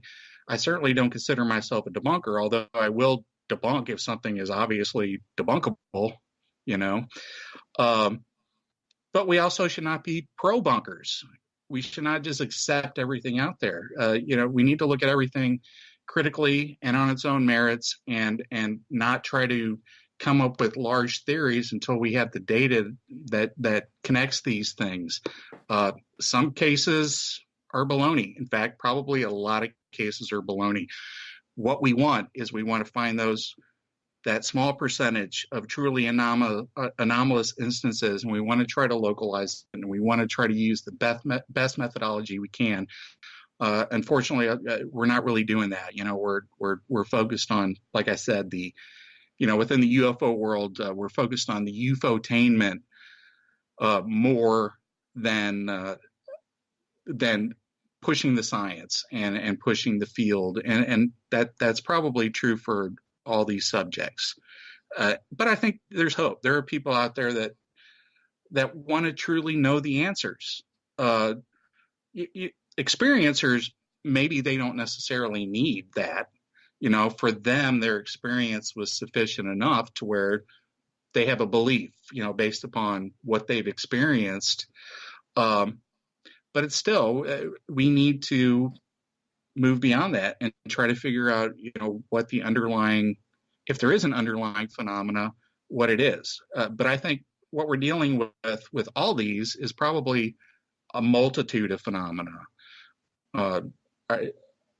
Some cases, UFO cases may be earth lights, or some sort of natural buoyant plasma, or some phenomena connected to geology. Some cases may be, secret government programs, that aircraft that maybe we don't know about. Those are possibilities. Not everything in UFOs has to be extraterrestrial. It might be interdimensional, which is a popular sort of thing now, or some sort of interdimensional intelligence that can manipulate our perceptions. Those are popular theories now, especially amongst younger folks, and this is largely due to, say, Jacques Vallée's influence.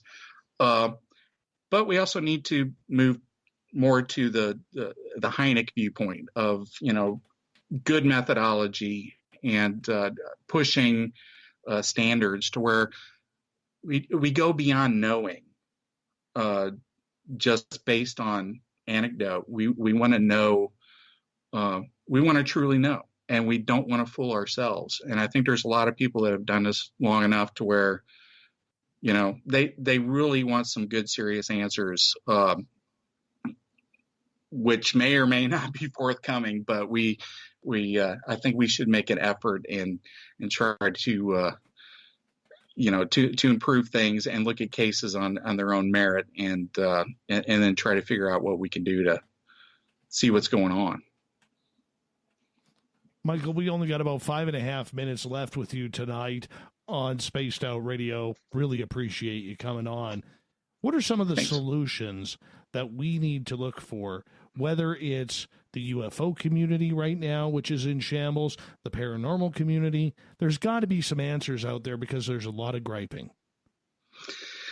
Well, let me preface this by saying, I'm not like the savior of any of, these fields. I'm just a guy. I'm a guy in Missouri who's been involved in these subjects, especially UFOs. And I have opinions, and, I think my opinion is valid. And I think, I try to give to the community more so than take from it. I really haven't made a dime off of any of this. I think the solutions are, as I've said, is we do need to change our approach, and we do need to start talking to each other and figuring out what the strategy is. And whatever that strategy is, we need to figure out, okay, how can we communicate with each other in a way that, is effective, not just, for the people outside the communities, but, is effective for all of us. And we do need some reform. I think all these fields, I think, can benefit from reform and recognition of the corrupting aspects of the exploitation. And that's not to say that we can't have entertainment and documentaries or whatever. I'm actually going to be in a documentary coming out in September. I'm in Momo, the Missouri Monster, the Small Town Monsters documentary being put out by Seth Breedlove. I'm going to be in that. I'm not making a dime off of it. The reason I'm in there is because I'm a Missouri researcher, and I've actually, been there and researched it all. You can still have the exploration of it without the exploitation of it. And Seth and those guys do a good job because, they're not beholden to a network. They don't have to sell out. They're putting out their own thing, and they're presenting these subjects in the best light. They're going to be doing some UFO stuff that I'll most likely be involved with too next year. So hopefully we can reform some of the entertainment aspects of it and make it more educational as opposed to exploitative, and we can kind of get people to move away from that. The culture that sort of separates us all into different camps. I think if we can do that, I think we'll be in a better position. Ultimately, we need to get better evidence, and we need to figure out how to get better evidence, which means better standards of investigation. And I'm repeating myself from earlier, but that's sort of my thing. But I think we all ultimately love these subjects, especially those of us who have experienced things. I've experienced things. I've seen UFOs, there's researchers out there who haven't. And there's people out there that are experiencers that, think that they're the final word. But I'm an experiencer. I've seen UFOs myself. And but I don't want to just trust my own encounter to myself. I actually want to know what it was, or what is the underlying thing behind these. And I think if people move towards that, we don't have to give up, like conferences, and we don't have to give up the woo stuff or the folk stories. That's all part of the history. That's all, what we're experiencing, what we find now is part of the story. And for better or for worse. But we also need to be talking about how to improve things. I hear you there. And it's going to be that debate for a long, long time yet. Michael, we got about 30 seconds with you. Tell everybody where they can find your blog and your videos.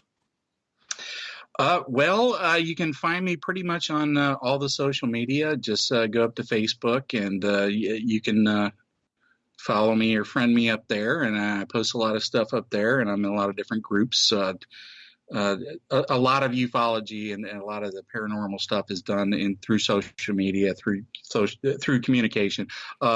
Twitter, Instagram, all that sort of stuff. I will be in the Small Town Monsters movie, as I've said, that will premiere in September at the Cryptid Con in Kentucky, and in September. And I will also be speaking at the Van Meter Visitor Conference in September in Iowa, and that's actually going to be more like a conflagration of paranormal travelers, backlit roads lore. Guys are going to be there, legend tripper Robert Robinson. So there's a lot of people that are doing the same sort of thing as myself, documenting this stuff. Perfect. Michael, thank you so much for coming on Spaced Out Radio tonight. Coming up next, we have the SOR Newswire and the Thought of the Dave. Stay tuned.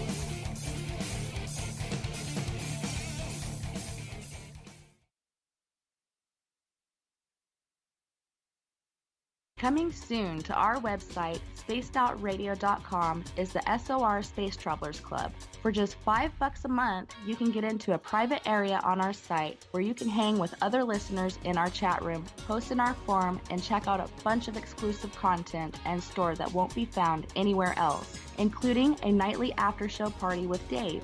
It's going to be the best $5 a month you're going to spend. The SOR Space Travelers, only at spacedoutradio.com. Visit purpleplates.com today. For over 40 years, the Purple Energy Plates have been delivering amazing results for their many customers. Inspired by the great genius Nikola Tesla, the harmony, healing, and energetic effects of the plates have proven over and over to be beneficial and often miraculous to thousands of customers. Check their site for daily specials and choose from their many energy products. You won't be sorry. Visit them today at purpleplates.com.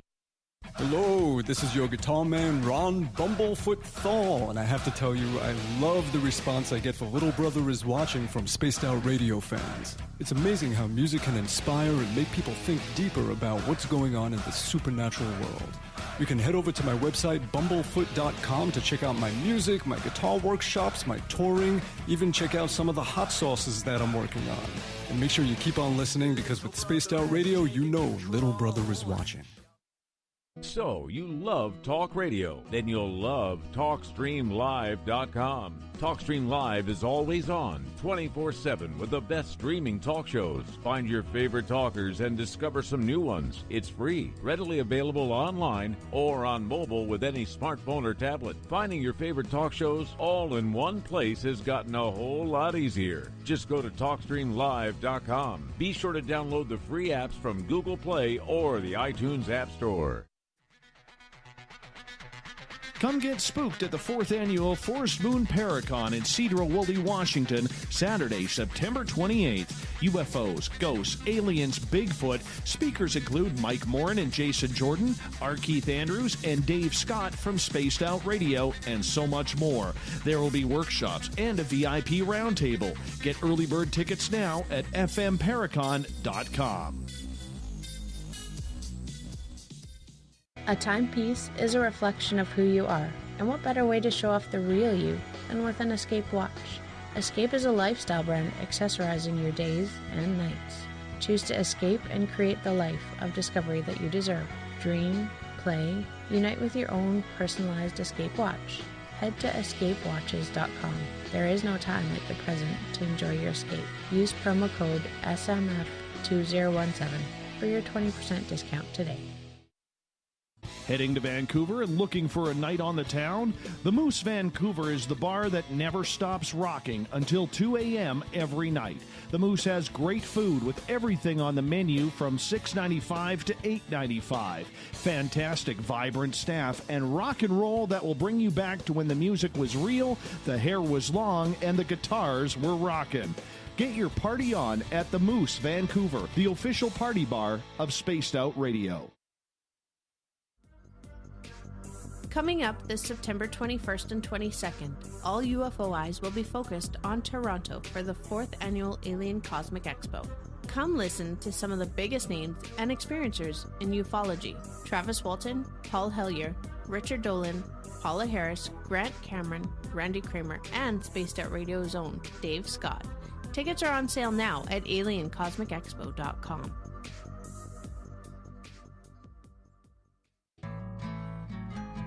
Looking for a place to advertise at a very reasonable cost?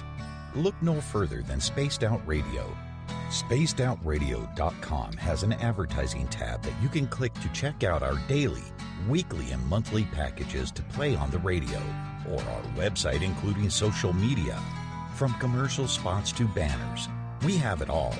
Check out our competitive pricing today.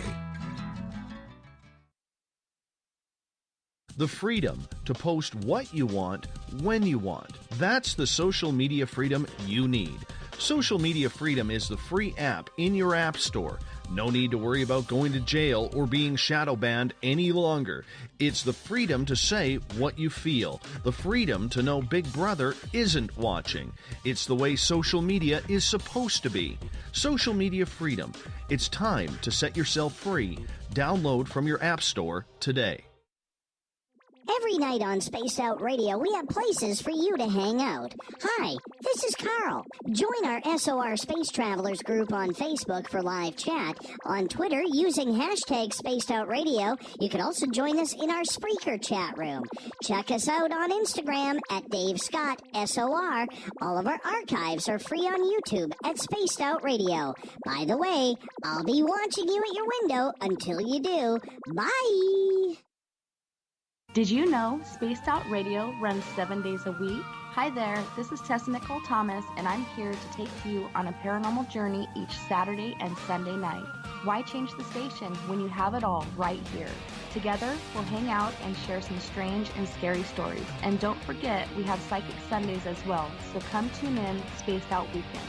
We get going at 9 p.m. Pacific, midnight Eastern, only at spacedoutradio.com, where we own the night.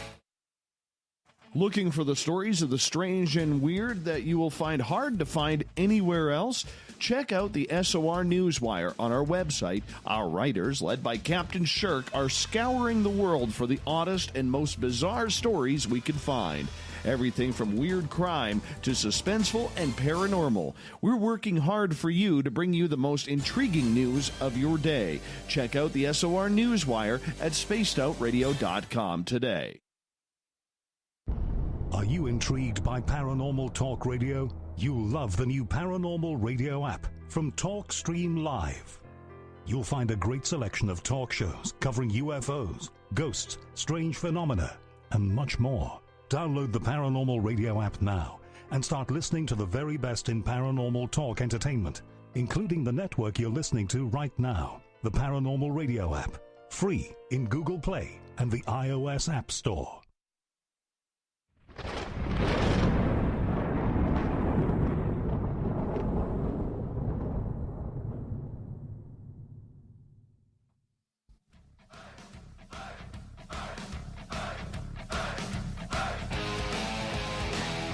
We've rounded third. We're heading for home tonight on Spaced Out Radio.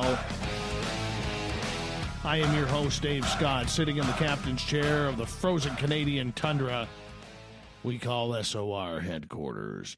Reminder, if you've missed most of this show and others, you could go to our YouTube channel, youtube.com/Spaced Out Radio. Do me the favor, hit that subscribe button. All of our archives are there, free for you to listen to. And, of course, our brand new website, spacedoutradio.com. We launched it yesterday. We got a lot of work to do on it yet. But the main thing is it's up and running. We're going to continue working hard on that. The Gavinator is on it. Done a great job so far, and the ball will continue rolling.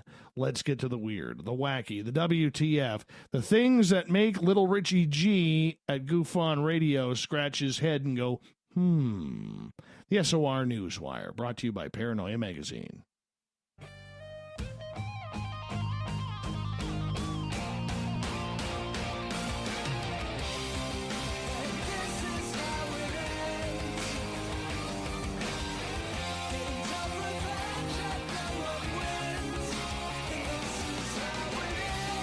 The news is always changing, which is why we bring you the SOR Newswire at the back end of every show, where we get into the weird, the strange, the wacky, those stories that we just have to take a moment to think about. Captain Shirk puts all of our news together, and we thank her for that. You can find all of our news at spacedoutradio.com. We're going to start off with a weird story in Coolba Township, Pennsylvania.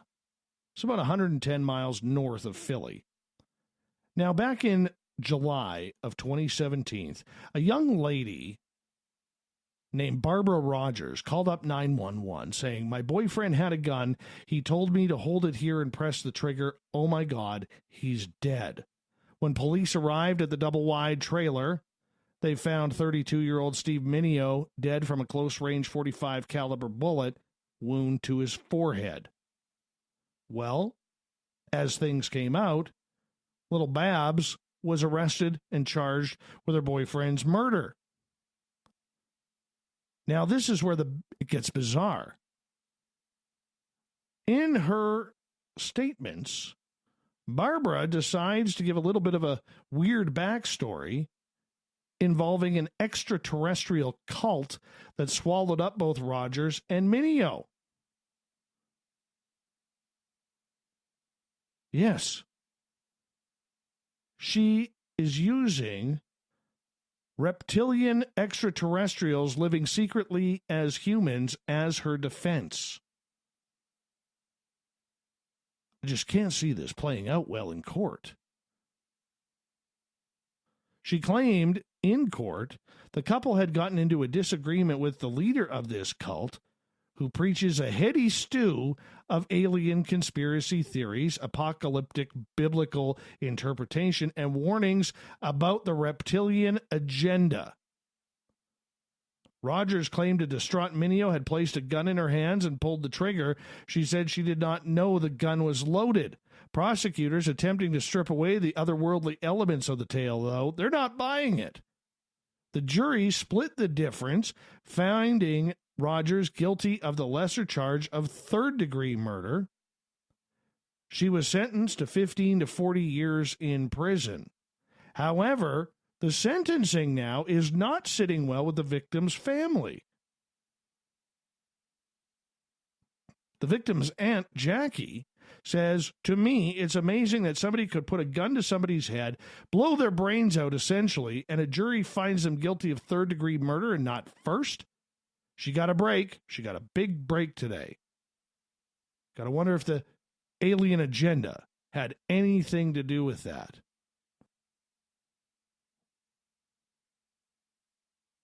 Back in the 80s, when there was a nuclear accident in Chernobyl, world's worst nuclear disaster. Well, Chernobyl has now become one of the planet's hottest tourism tickets after a new television series. Who says television doesn't pay? A stream of adventurous visitors has been drawn to the macabre spectacle of the deserted, decaying city around the power station. Now, since the recent launch of the HBO series Chernobyl, travel interest in the location of the horrific nuclear explosion has surged dramatically, according to tour operators.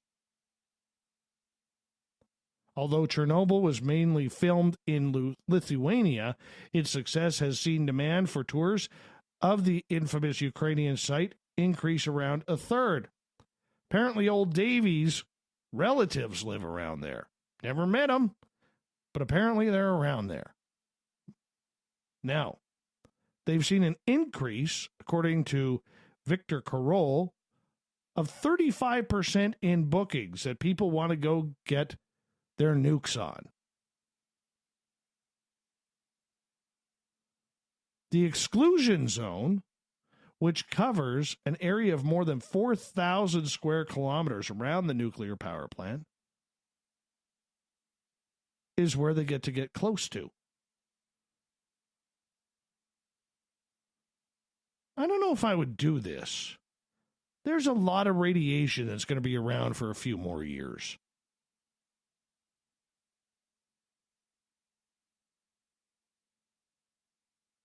Now, apparently, you could go visit the abandoned city of Pripyat, as well as an observation point around 300 meters away from the new safe confinement, a massive steel sarcophagus that covers the remains of the nuclear reactor.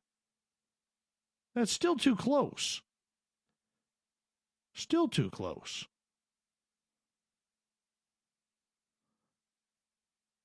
Back in 2005, by the way, the UN predicted that there would be 9,000 related cancer deaths and an estimated up to 200,000 fatalities in total due to the incident back on April 26, 1986, and the cleanup, which is still in operation 33 years later.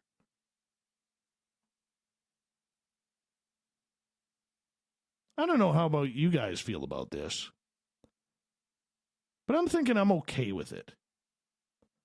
So, down in Alabama, Governor Kay Ivey, this past Monday, signed in a new law enforcing child sex abusers to be chemically castrated when they apply for parole.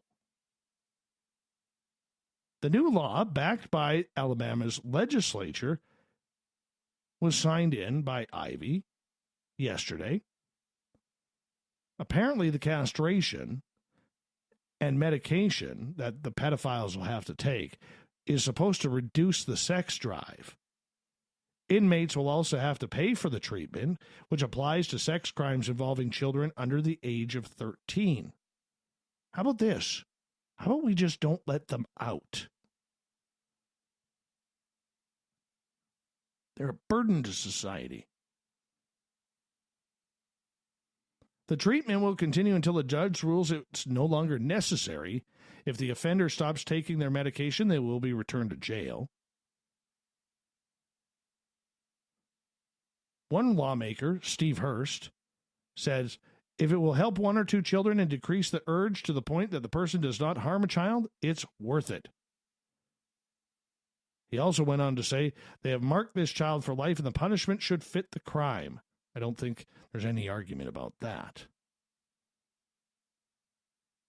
But of course, the American Civil Liberties Union of Alabama, Randall Marshall, says, we certainly think that this raises constitutional concerns. Defending the measure, though, Hurt said, I've had people call me in the past when I introduced it and said, don't you think this is inhumane? I asked them, what's more inhumane when you take a little infant child, molest them, and the child cannot defend themselves or get away, that have to go through all the things they have to go through in life? I may be in favor of this one. How about this one? Authorities in California are searching for a freelance automotive writer who took a motorcycle on a test drive because he was going to write an article on it. Well, he hasn't been seen since. David Gordon Johnson, 44, had been test driving a Honda CB 1000R for Motorcyclist magazine when he disappeared, his fiancée Jacqueline Trop said. He was last heard from at 8:30 a.m. last Wednesday when he texted a friend to say he was sitting near a creek before heading home. He was reported missing that same day in Sacramento County, and 2 days later in Calaveras County. Lieutenant Anthony Eberhardt with the police stated this. Here's the scary part. California Highway Patrol officers found Johnson's motorcycle parked at a rest stop near the town of, I'm going to probably butcher this, Mokelumne Hill in Calaveras County. The bike was discovered just after midnight this past Saturday, was found with Johnson's helmet and gloves. His phone, laptop, and backpack were found close nearby a river. Trop said she and Johnson had spent the weekend together in Los Angeles before he returned to NoCal, making stops in Las Vegas and Mammoth. Let's hope they find this guy. Hope he didn't drown. We'll have to get David Politis' opinion on this.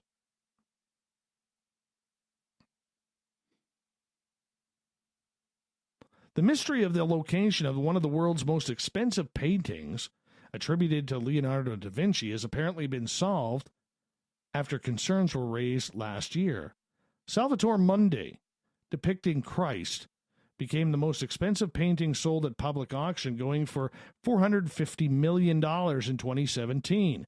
Just 14 paintings have been believed to exist by Leonardo, so the 2011 authentication of the previously unknown painting by the Renaissance master almost 500 years after his death was a bolt out of the blue for the art world. But just as it suddenly materialized, the painting disappeared shortly after the sale. The auction house Christie's confirmed the Abu Dhabi Department of Culture and Tourism had taken possession of it. Citing FBI files, subsequent identified the buyer as a Saudi prince, Badr bin Abdullah, who they claimed had been acting as a proxy for the Crown Prince Mohammed bin Salman. The Louvre, Abu Dhabi, was then due to unveil the painting in September 2018, but the event was canceled with no explanation. This year it emerged the Louvre in Paris wanted to borrow Salvador Mundi. Why did my Siri just go off? Don't get that. Don't like when that happens. Anyways, apparently the Louvre in Paris wanted to borrow the Salvador Mundi from a Leonardo exhibition in Paris, but had not heard from the owner. Well, painting's whereabouts became a source of bewilderment. Nobody knew where it was, but it's been found. Yes, apparently on a boat. In the murky Middle Eastern waters, nothing is quite crystal clear. Yeah, I've got a boat. I'm going to put a $500 million painting on there. After the painting was initially found in shards, it was split into 5 discrete pieces, had to be reattached during restoration, and its surface literally shaved before nearly fully restored and repainted. What harm could the occasional splash of seawater do, they wondered. It's an expensive test. Heading to Edmonton, Alberta. Not only do my Oilers suck, haven't made the playoffs in years, well, apparently this psychic lady sucks too. Edmonton police say there's nothing magic about a woman who is accused of bilking 10 people out of money with a promise that a special crystal would improve their lives.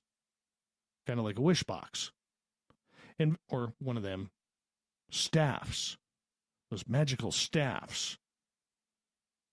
Investigators said complainants were defrauded of more than $72,500, with the highest loss being $20,250. Police say the woman advertised her services as a palm and tarot card and crystal ball reader with an ad that read, "Need help in love? Do you want him back?" Police say the suspect, who worked as a psychic using the name Sabrina Burt or Sable, operated under the business name Sable Psychic Studio. Say that 3 times fast. Complaints say they were asked to pay a fee of thousands of dollars for a special crystal and procedure that would remove negative energy. Cynthia Burt has been charged with 10 counts of fraud in Edmonton, faces similar charges in Ontario. The question is, did this psychic see this coming?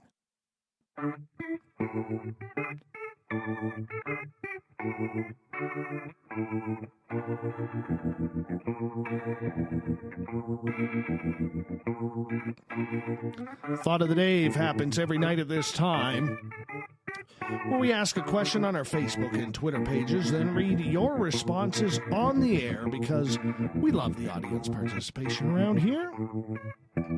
Thought of the Dave is as follows. What do you think ghosts really are? Let's find out what you think, shall we?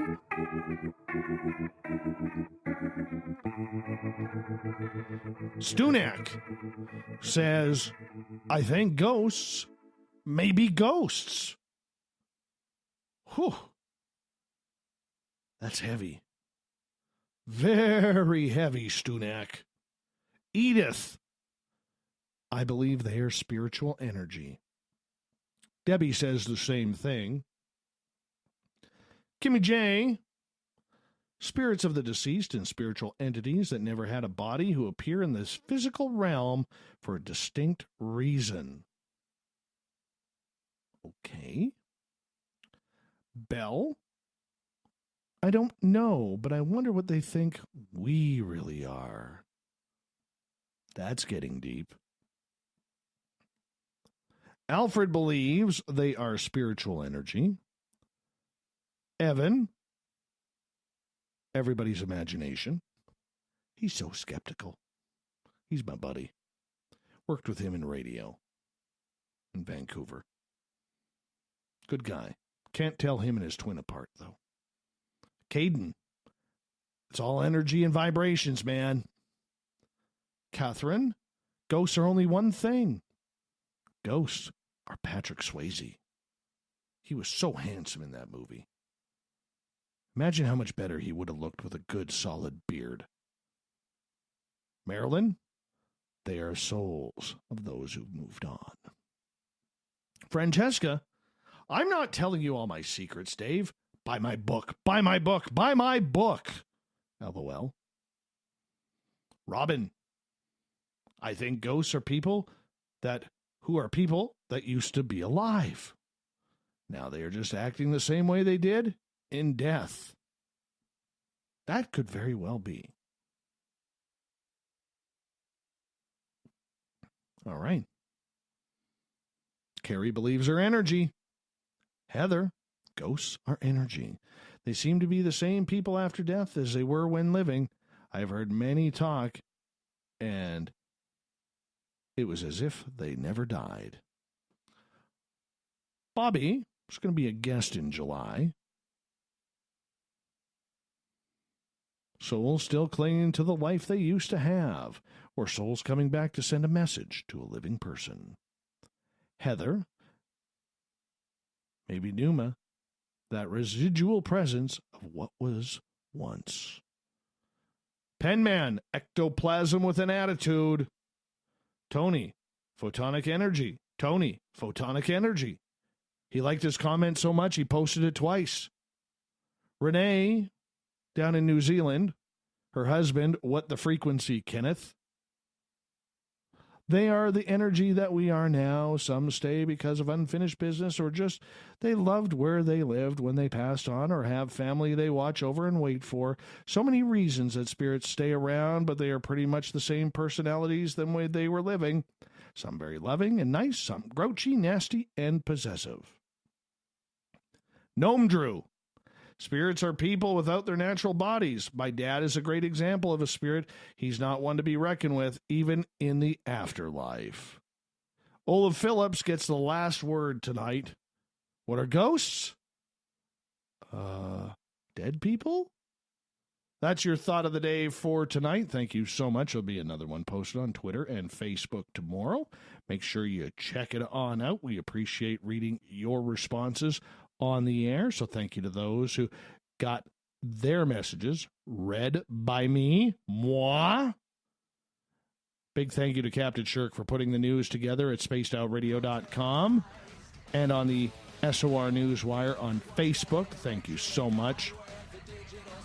We also want to give Michael Huntington a big shout out once again for being just a great guest tonight.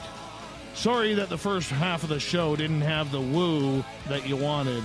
We'll try and bring more of it tomorrow night with Ghosts of the Great White North, Mike Morin, Morgan Knudsen, and we'll have a special guest, 9:06 Pacific, 12:06 a.m. Eastern at spacedoutradio.com. We got Mr. Ron Bumblefoot THAL rocking in the background with Little Brother is Watching. Bumblefoot is the official music of Spaced Out Radio, rocking us in and out of every single show. Get your horns up for the guitar god himself. Special thanks to everybody listening in at home, in your cars, at work, in our chat rooms, on Twitter at hashtag Spaced Out Radio, wherever you may be. Remember, this show is copyright by Spaced Out Radio and SOR Media Ventures. Thank you so much for tuning us in, doing your part to make us bigger and better every single night. Because together, my friends, say it with me,